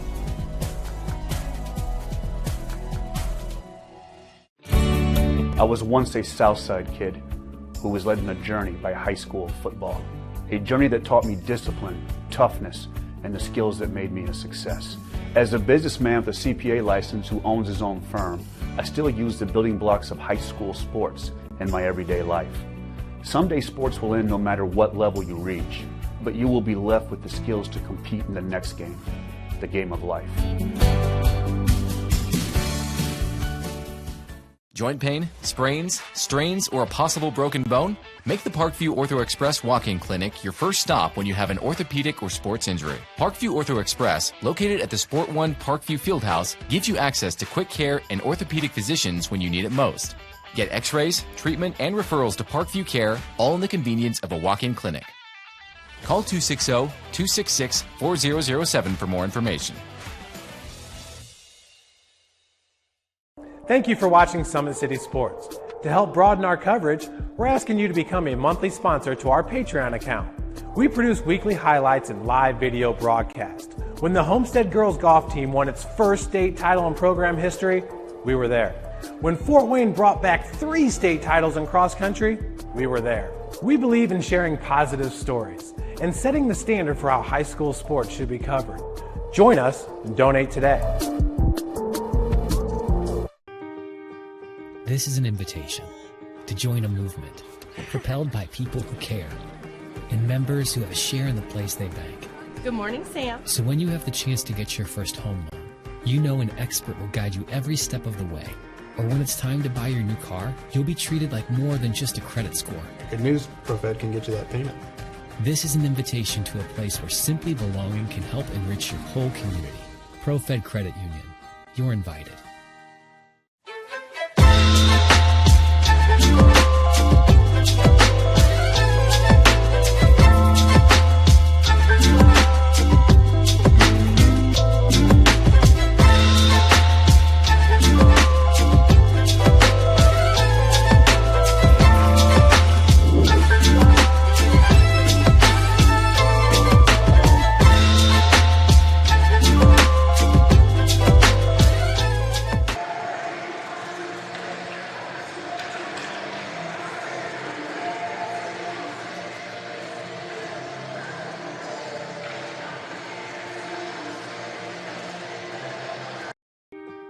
This is an invitation to join a movement propelled by people who care and members who have a share in the place they bank.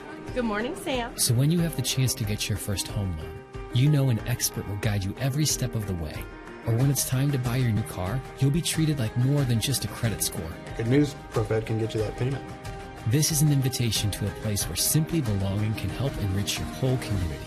ProFed Credit Union. You're invited.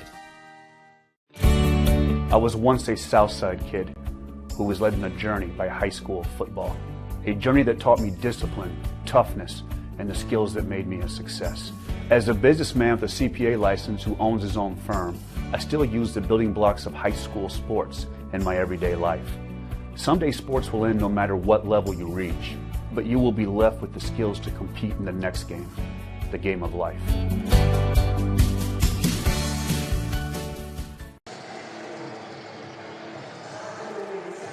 Well, we are back here at the Sport One Parkview Ice House getting ready for the third period. Spacemen trail the game 2-1 as teams have rejoined the ice. And we're about to start action here, center ice matchup.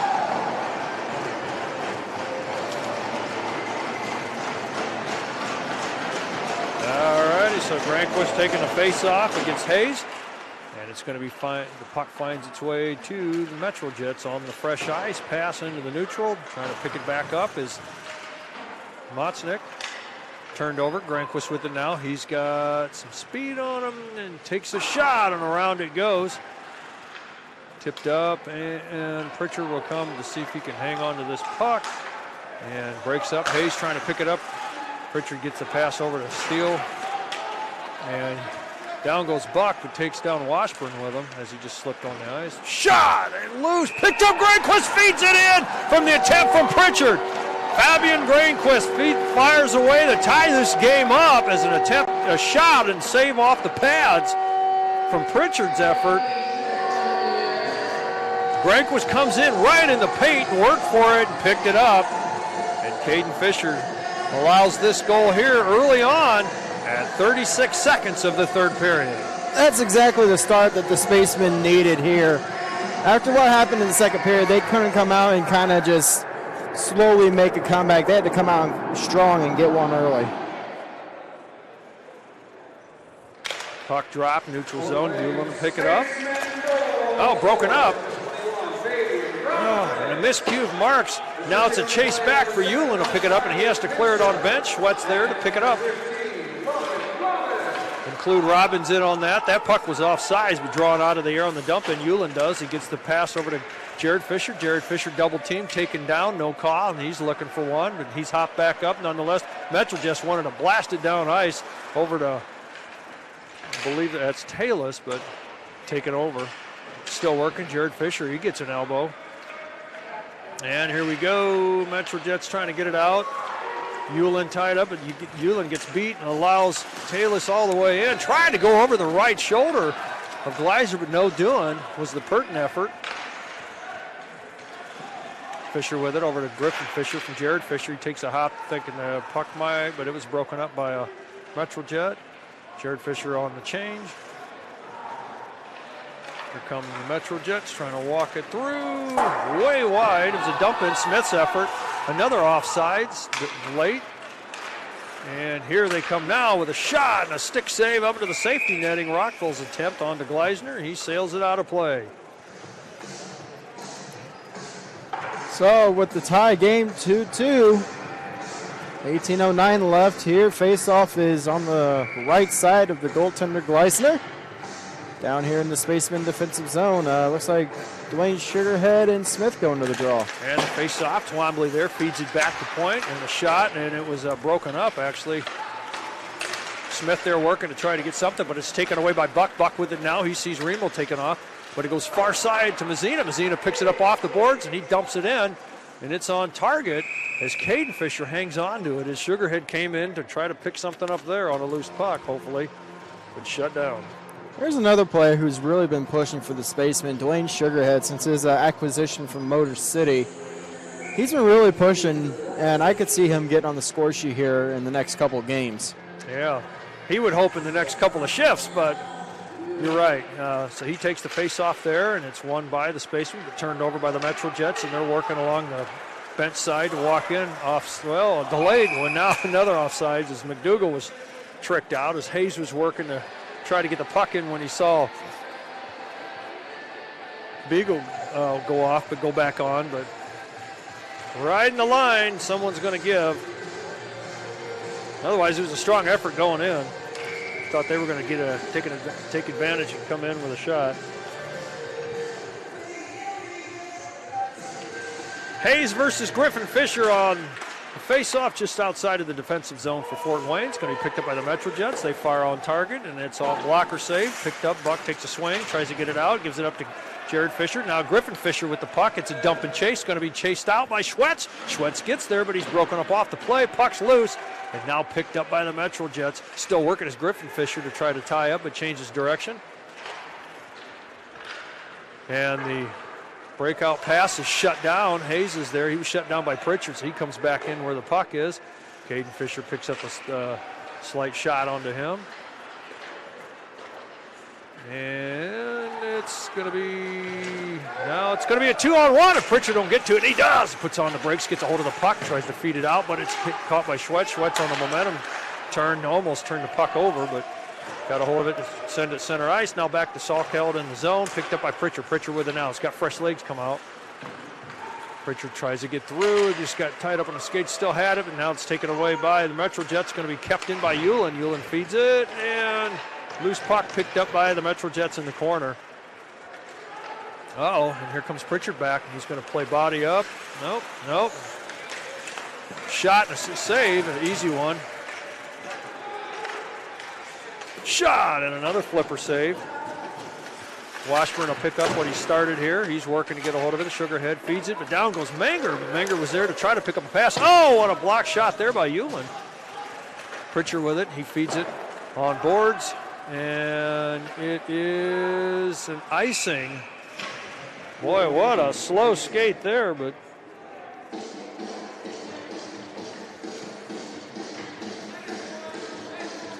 16:03 left here in the third period, still tied at 2, thanks to the goal from Granquist as face-off's down in the Spaceman zone.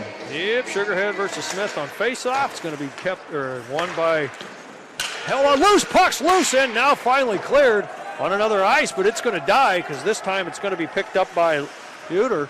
Uter with it now. He's got a head of steam. Changes, still finishing out for the Spaceman. Hewlin there.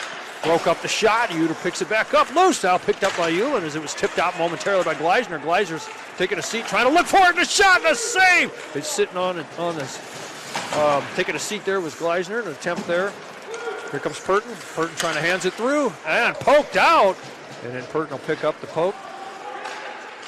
Shot broken up and out of, oh no, it's on glass. Thought it was heading over the short glass to go out of play. Steele on the break up there.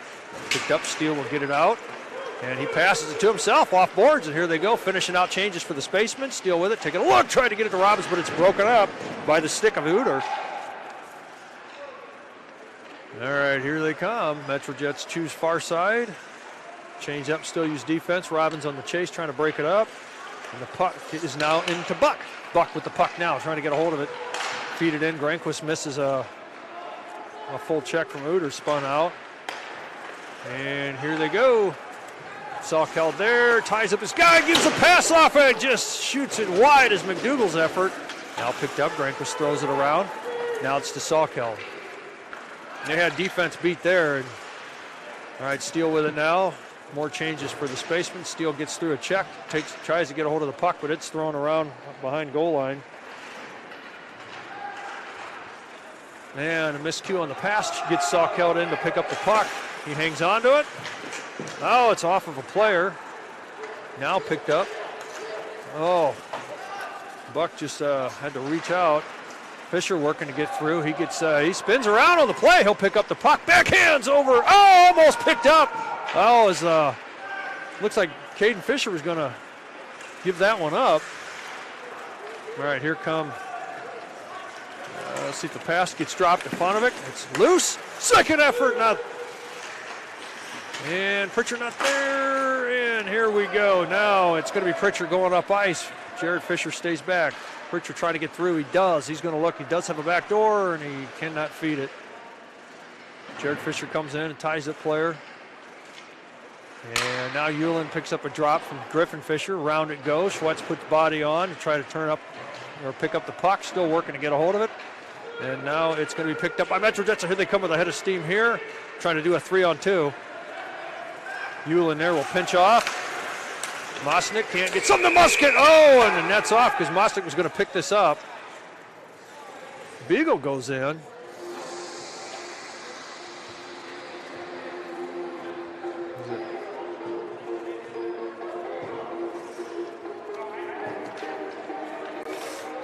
So we'll face off outside the zone as Gleisner saw some action with a couple players in his home spot right there in the paint. Sugarhead taking the face-off versus Hayes. It's still loose, going to be picked up by MetroJet. Sawkeld picks up a dump-in pass off the body. And it was a delayed offside. We're going to face off maybe all the way. Yeah, they're going to put it all the way down.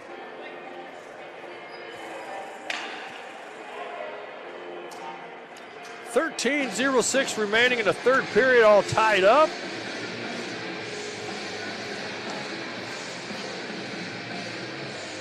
A little bit different from the last time we saw these two teams play. Mostly because we got sound and video here. Well, we had video, we just didn't have sound. Okay, so on the off the face-off, it's going to be the Metro Jets coming down ice, trying to get something here. Mosnick, no goal, whistle, whistle.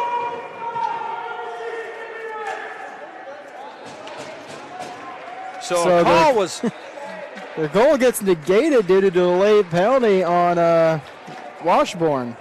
Yeah, so Tim Washburn picks up the penalty, and they blew the whistle as the shot was... Well, now he's got a hook in it. First I thought it was interference. Well, it is. All right, so... Gleisner probably thanking the hockey gods on that one. Now we'll say Gleisner knew it all along, so he let it go. He probably saw the official's hand go up. And I heard him yelling, but I didn't really look to see who he was.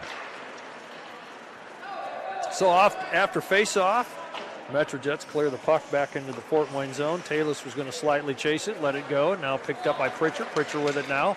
He sees Buck far side, and he dumps it in the corner. Retreats back into his spot. Griffin Fisher leaves it go to Robbins. Robbins now over to Pritchard. Pritchard with it, and he takes a shot. In and out it goes. And now it's going to be picked up by Spaceman, that of Granquist. Granquist working, trying to get it out. Metro Jets tying it up on the boards to try to negate the clock. Still working. He's got three. It's almost everyone on the ice, but it is still hacking away at Lumber here, trying to get it to go. It's negating the clock. And they finally call it. So they blow it dead for the dead puck, and it looks like Metro's not going to be allowed to change. Yeah. That's interesting. So 106 remaining here in the Spaceman power play. This, I believe, is their fourth opportunity. They are 0 for 3. 12:02 left in the third. We are tied at 2. So the Spacemen working on a power play here for the next minute 6. That's why the Metro Jets was tying it up, drawing out of the air marks, gets the pass over to Fisher. And it's a reach, look. Now here we go. Jared Fisher, backhand, gets it over, and it's a collision as Schwetz is tied up with Marks. Jared Fisher does come back and get the puck. Fed to nobody, and it's cleared down to Gleisner, and a full change coming for the Metro Jets, and not taking advantage of that as we are now back. Marks on goal line, taking a look up ice now. Here he goes, carrying. He's got pass over to Jared Fisher, which creates an offside, and now Jared Fisher working, and now the puck's taken away. Remo on the reach, can he keep? It's in the neutral, picked up by Jared Fisher. Jared Fisher tries to get a pass, but it got caught in the skate of Purton, and a penalty coming against Fort Wayne. As Purton got tied up, he would have had an easy breakaway, as Jared Fisher was trying to feed the pass underneath the skate, I believe, of Purton, and it caused a turnover, almost breakaway, which caused the penalty. Tripping is the call. Marks gets the call that negates the last 17 seconds of power play time. And the Metro Jets will be on the power play for minute 43. Yeah, that was a good call. I mean, to draw one there. I mean, you hoped to not, but you had to, that was going to be an easy necessary penalty. Walk in, yeah. And here we go. Face-off. It's going to be picked up by Pritchard. Pritchard with it now. He throws it on boards. He's got to Granquist. Granquist got some room. We got some 2-on-2 action here. Gets the pass outside of Robbins, but it's going to be on target and shut down. Well, no, it's playable by Caden Fisher. Now the puck's tied up behind the boards. Granquist with it. He feeds over to Pritchard, but Pritchard can't pick it up. And here come out of the penalty box. It's going to be a 2-on-1 here. Sawkel's looking to protect the pass. Shot goes way wide. Not on target. Goes around. Aslanian on the keeper. Coming in and trying to get something there is Hayes. Granquist trying to break it up. Shot is broken up in some sticks and skates and sails up over, but it's still controlled by the Metro Jets. Aslanian taking a look. Block shot on the back of Granquist. Sawkel there trying to tip it out. Musnick there lets it go. Now it's up the point. Aslanian taking a look. Gets it over to Washburn. Washburn goes far side. Taking a look. Taking a shot. Loose. In and out it comes. It's going to be a reset. Now it's going to be a slot shot. Aslanian there takes a shot. And this time Gleisner hangs on for no rebound. 59 seconds remaining in the tripping minor to Marks. 10-12 remaining here in the third period. Motor City starting to push on the power play.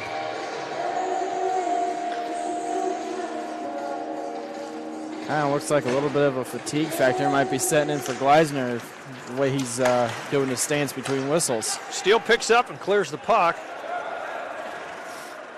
Held on by Caden Fisher. Drawing back Phillips to pick up.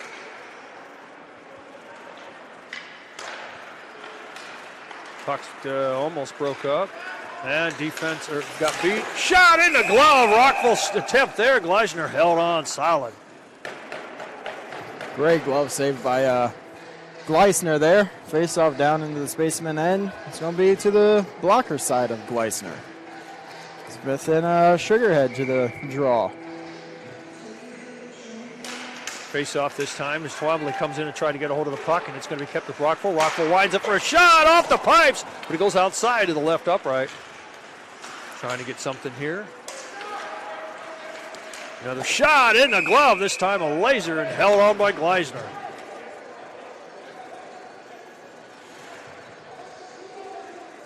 .23 seconds left in the power play. 9:36 remaining in third. Face-off still inside the Spaceman zone. This time it's to the left of Gleisner.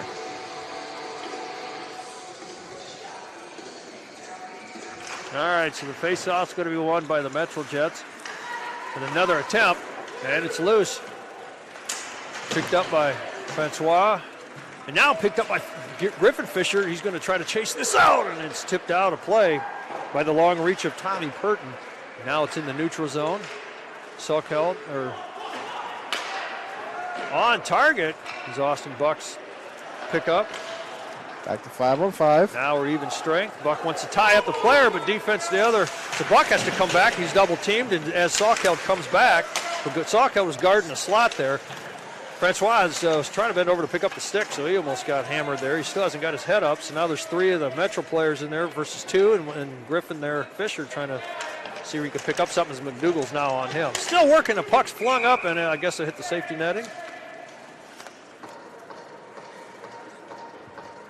Yeah, just barely hits the safety net. Play whistle down. No change allowed for the Spacemen.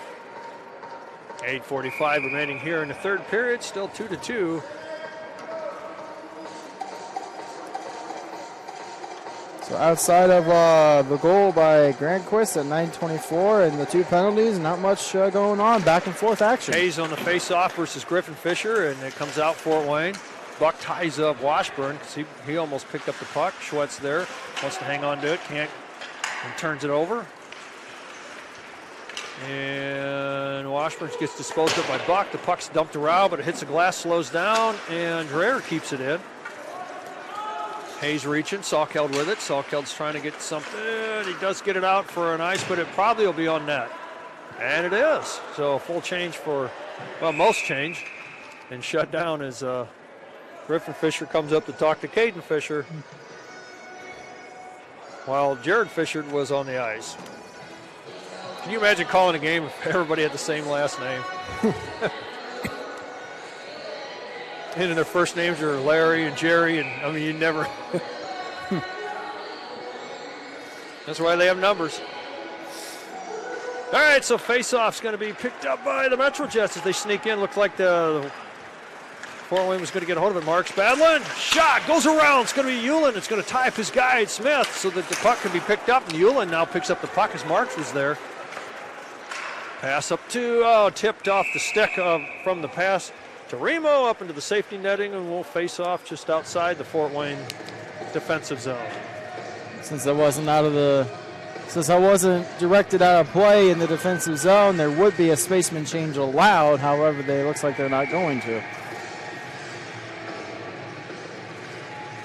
Sugarhead versus Talus, and it's going to be picked up by Marks. Marks feeds it on boards, and can he get it through Remo? Remo's still working. And he gets it, the puck, the Sugarhead comes in to help. Now they're tied up all along the boards. It's a no-give when it gets tied up like that, both ways. Still working. It's just who has the stick in there at the right time. Marks has it. Smith takes it away. Smith working. Marks takes it off of him, and then now Marks with it, and now it's going to be picked up Smith. And Beagle was offside, so Smith retracts back to defense. Pass coming to Talus. He hangs on, but broken up as Marks gets underneath. Marks with it. He gets a reach from Smith. Marks gets it. The puck gets taken away. Instead of getting rid of it, he's still carried it behind the goal line. Beagle there, now picked up by Marks. And now he feeds up the point. Marks disposed of by Smith. The puck does hit a Metro Jet player. Talus tries to feed the point. It's going to be picked up by Remo, but Remo can't hang on. Still can't hang on, and it's turned over, but now Remo may come up with it. He fires it on the keeper, and full change for the Spacemen. Pass broken up. Salkeld there, but feeds the point. Now put body on his Granquist. The favor comes out to the Metro Jets on that. In the slot, taking a look, goes wide, picked up by Twombly, but no, it's picked up by Salkeld. So he gets it off the boards, takes a whiff on the clear. Still working. It's getting under the sticks. McDougal fires across the bow, but not on target. Fonovic there. Now to Twombly. Twombly looking. He may want to go in the slot, but it's going to be picked up by Granquist. Granquist tries to skate through. He puts back on it. Oh, the puck's broken up by McDougal. Now picked up by Robbins. Granquist on the reach. Picks up the puck. Robbins with it. Trying to work through, and it just slowly was making its way toward Caden Fisher, but now it's cleared out. Buck with the puck, gets the pass off, and it's dumped into the zone by Steele. And picked up into the neutral by Buck, gets the pass to Hewlin. Hewlin with it.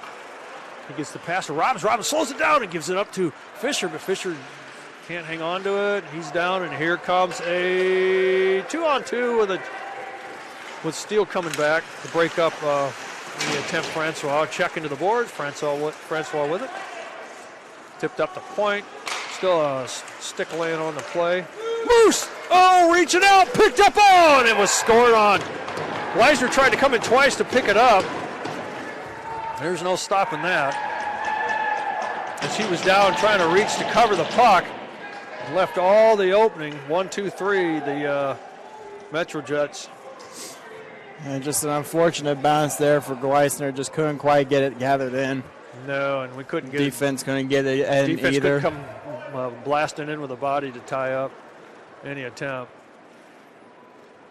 And he tried.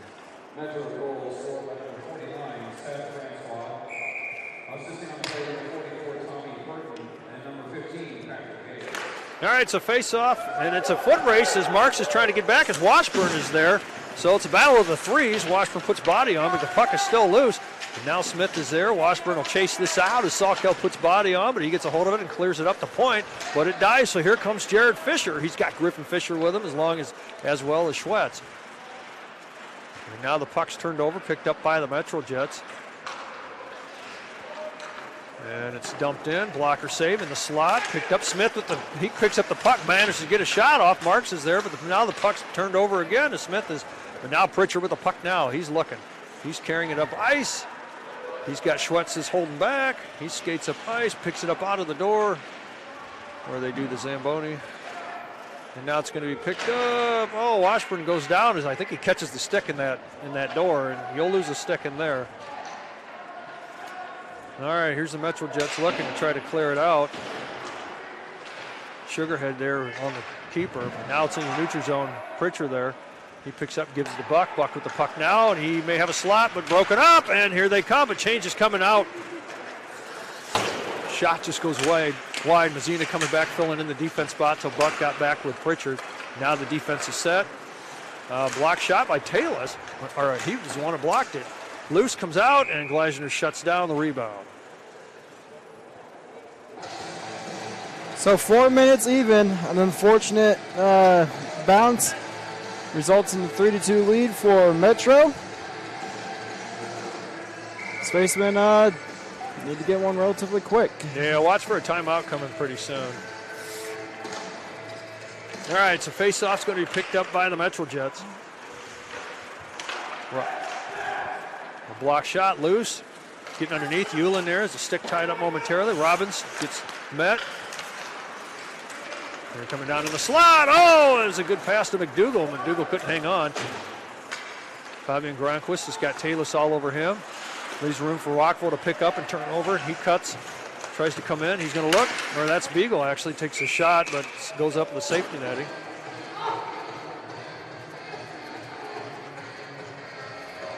Face-off once again down inside the Spaceman zone. This time it's going to be to the right of the goaltender Gleisner with 3:32 left in the third.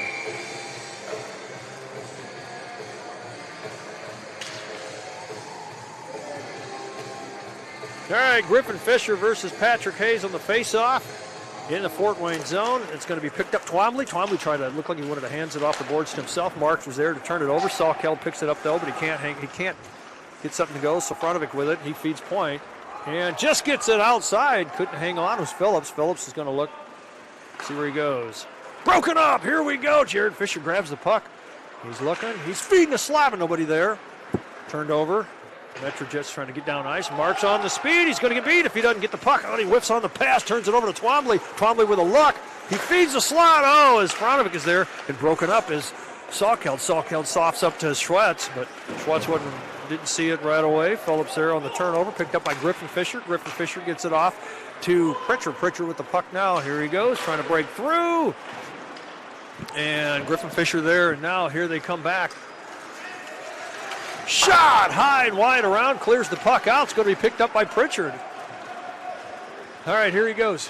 He's got Griffin Fisher with him. Feeds a shot, takes a shot across the bow. It's kept in by Hewlin. Hewlin on the backhand tip up, trying to feed it up. Got back to Pritchard. Pritchard is everywhere on the ice right now. Griffin Fisher with it. He feeds it back to Hewlin. Hewlin looking for some room. Feeds it across to Pritchard. Pritchard takes a quickie, takes a shot, and gets around the boards, picked up by the Metro Jets, and it's a 3-on-3, but change is coming, so they'll probably dump in. Nope, Franovic throws it around. Smith will try to pick this up as he battles Hewlin, tips it around. He's going to go to point. And broken up, Mazzina comes in and shuts down the effort there. Sugarhead's got to chase this one out as he battled up against Smith, but he turns the puck over after he gets it. He's trying to keep the chances of Mostek, the point leader for Metro Jets, without anything. Remo gets a hold of it, throws it into the skates of Mazzina, so drops back, Sugarhead with it. Pritchard gets it over to Hewlin. Hewlin looks up ice, sees Remo, and gets out of a bad position, and here comes an attempt now as a shot comes off the pads. Oslanian's shot there. Steele will pick this up, and it's full change. Well, most change for the Spacemen, and for shot and save for the Metro Jets as well. Out of play up from the shot. I believe Rockville took the blaster there and set it up into the safety netting when it came off of Gleisner's stick. And Spacemen have called a timeout with 1:15 remaining here in the third. Down by a goal. Looking to get one here to get it tied up. We'll take a break as well. You're watching Spacemen Hockey on the Spacemen Broadcast Network. This is an invitation to join a movement propelled by people who care and members who have a share in the place they bank. Good morning, Sam. So when you have the chance to get your first home loan, you know an expert will guide you every step of the way. Or when it's time to buy your new car, you'll be treated like more than just a credit score. Good news, ProFed can get you that payment. This is an invitation to a place where simply belonging can help enrich your whole community. ProFed Credit Union. You're invited.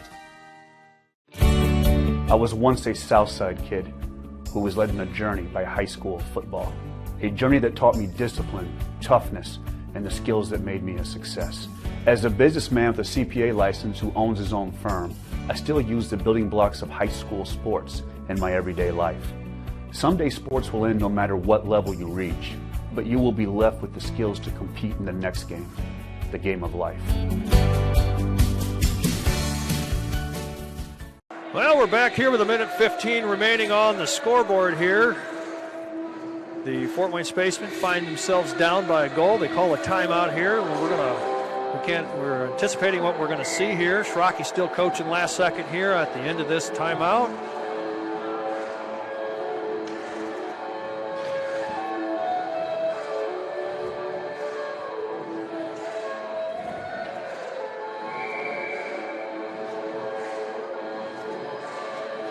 All right, so Griffin Fisher will take the face off against Patrick Hayes. Stick side of Gleisner. Robbins comes in, tries to tie up Washburn. Down he goes. It's going to be picked up by Hayes. Hayes trying to hold it on the boards as Pritchard's there. Now it's picked up by Griffin Fisher. Washburn looking to keep it in. It's a blocker save, but it was going to go wide. Pritchard tries to tie up his guy, but he almost seated Hayes. Now Washburn there. He's trying to feed something. He wants to go up the point. Broken up by Jared Fisher. And a shot coming, and it goes way wide, and it's a race. It's going to be Washburn who coasts into it.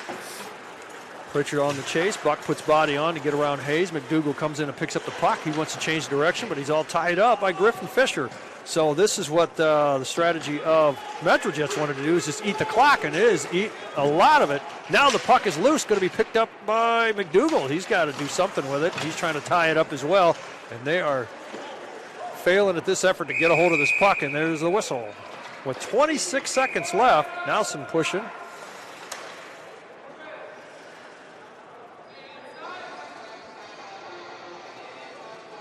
So the face-off is going to stay. No, it's going outside. Nope. Just keeping it in. Oh, now they're bringing it out. I guess it's a game of musical face-off, Dot. Yeah. All right, so this is the first the puck's gone since that minute 15 after the timeout. It's just outside the zone, and that has to be done by a face-off.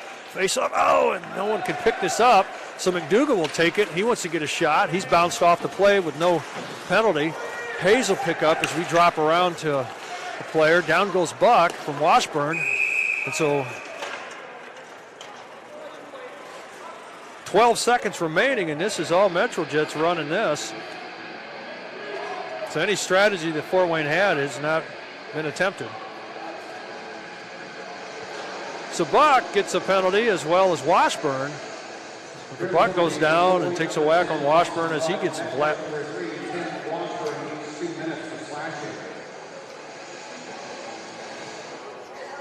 So talking with their sticks to each other, sends them into the sin bin. 12.9 seconds remaining.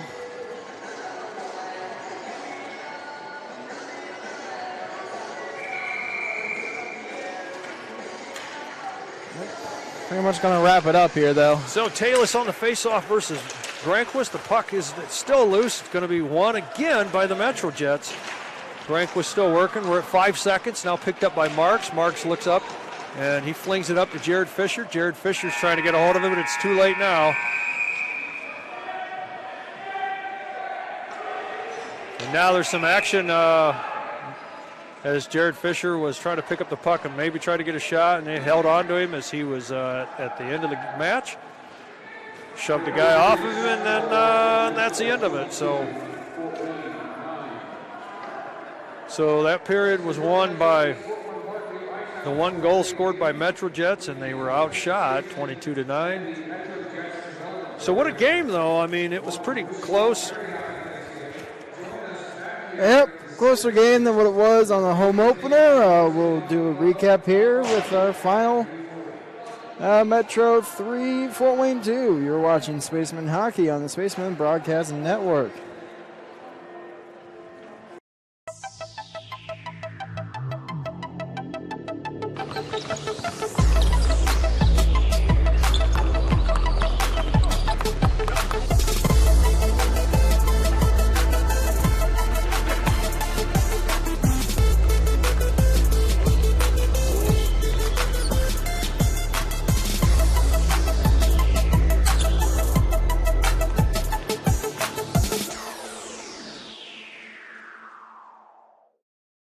The Kelly Automotive Group is simple, transparent, reliable. Simple. Our customer specialists make buying a car easy and fun. Transparent. Our price listed is the best price. No hassle, no gimmicks. Reliable. Buy with confidence and peace of mind. We work hard to ensure the best value however you shop. Come see us in Decatur at the 2733 Auto Mall and shop 7 brands in one location. The Kelly Automotive Group. Simple, transparent, reliable.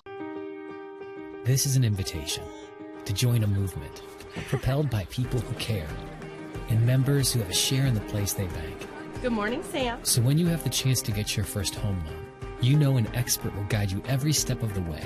Or when it's time to buy your new car, you'll be treated like more than just a credit score. Good news, ProFed can get you that payment. This is an invitation to a place where simply belonging can help enrich your whole community. ProFed Credit Union. You're invited. I was once a Southside kid who was led on a journey by high school football. A journey that taught me discipline, toughness, and the skills that made me a success. As a businessman with a CPA license who owns his own firm, I still use the building blocks of high school sports in my everyday life. Someday sports will end no matter what level you reach, but you will be left with the skills to compete in the next game, the game of life.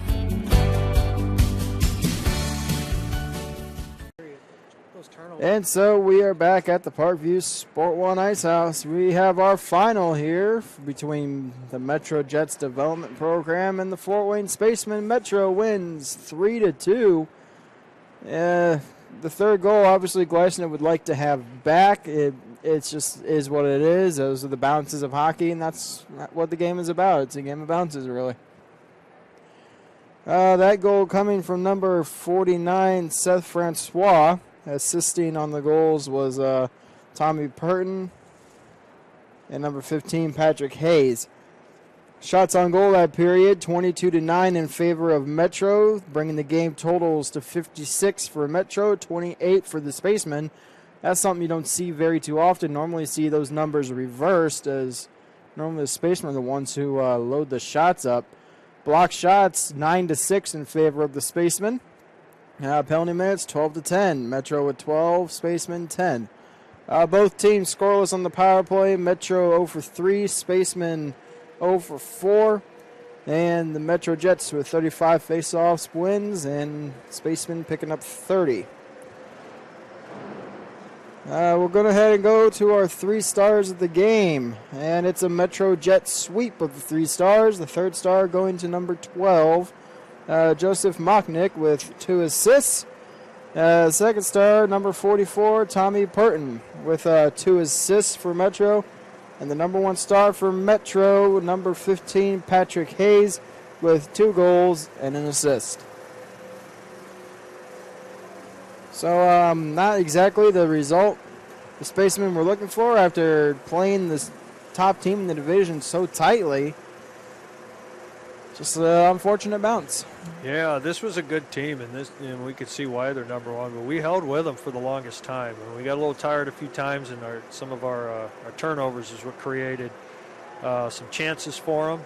But hey, I mean, they're coming out of here, the MetroJets program, realizing that, hey, that's a good team we played. I mean, it could have went either way. It was tied for the longest time, and we scored the first goal in the first period.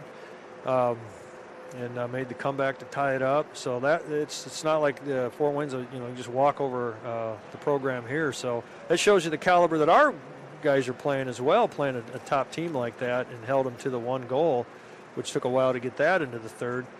And like I said, it could have went either way. Yep, definitely could have went either way, but look forward here. Our next home game here on the Spacemen Broadcast Network, we believe, is December 6th against the Motor City Hockey Club. So Dwayne Sugarhead going to be going up against some former teammates. Yeah, we'll see if that's the day he's a healthy scratch, and or if he's out there, and see how his teammates will, welcome to see him again. Like, hey, buddy, how you doing? So we'll see. But they're a pretty good group of people there. Really like to watch them when they come up here. They're good from what I've met. So I think it should be a good game to watch. So we'll see. I mean, we'll see what they've come up with. I'm not sure if they even have ice where they're at. Do you know if Motor City's got any? Because last time I heard they were possibly shutting down some of the facilities where these guys could practice up there in the Michigan area. I don't know. So you're welcome to come here if they need to practice and everything. So, yeah, it was a disappointing end here. But I think that for the most part, Spacemen played well against a top team like this. It shows that we are improving. And it's a lot better from the day we saw this team and our opener. It's totally changed. So much better result in that game, this game, than that one as well. So, hey, Fort Wayne Spacemen are coming around. We're picking it up. And we had Jared Fisher back. I mean, so we'll see how well this all comes together as the season hopefully comes back to the way we know it. Well, that about wraps it up for us here on the Spacemen Broadcast Network. We thank you for tuning in, and we look forward to seeing you December 6th, where the Spacemen take on the Motor City Hockey Club. Thank you for tuning in, and have a pleasant Thanksgiving.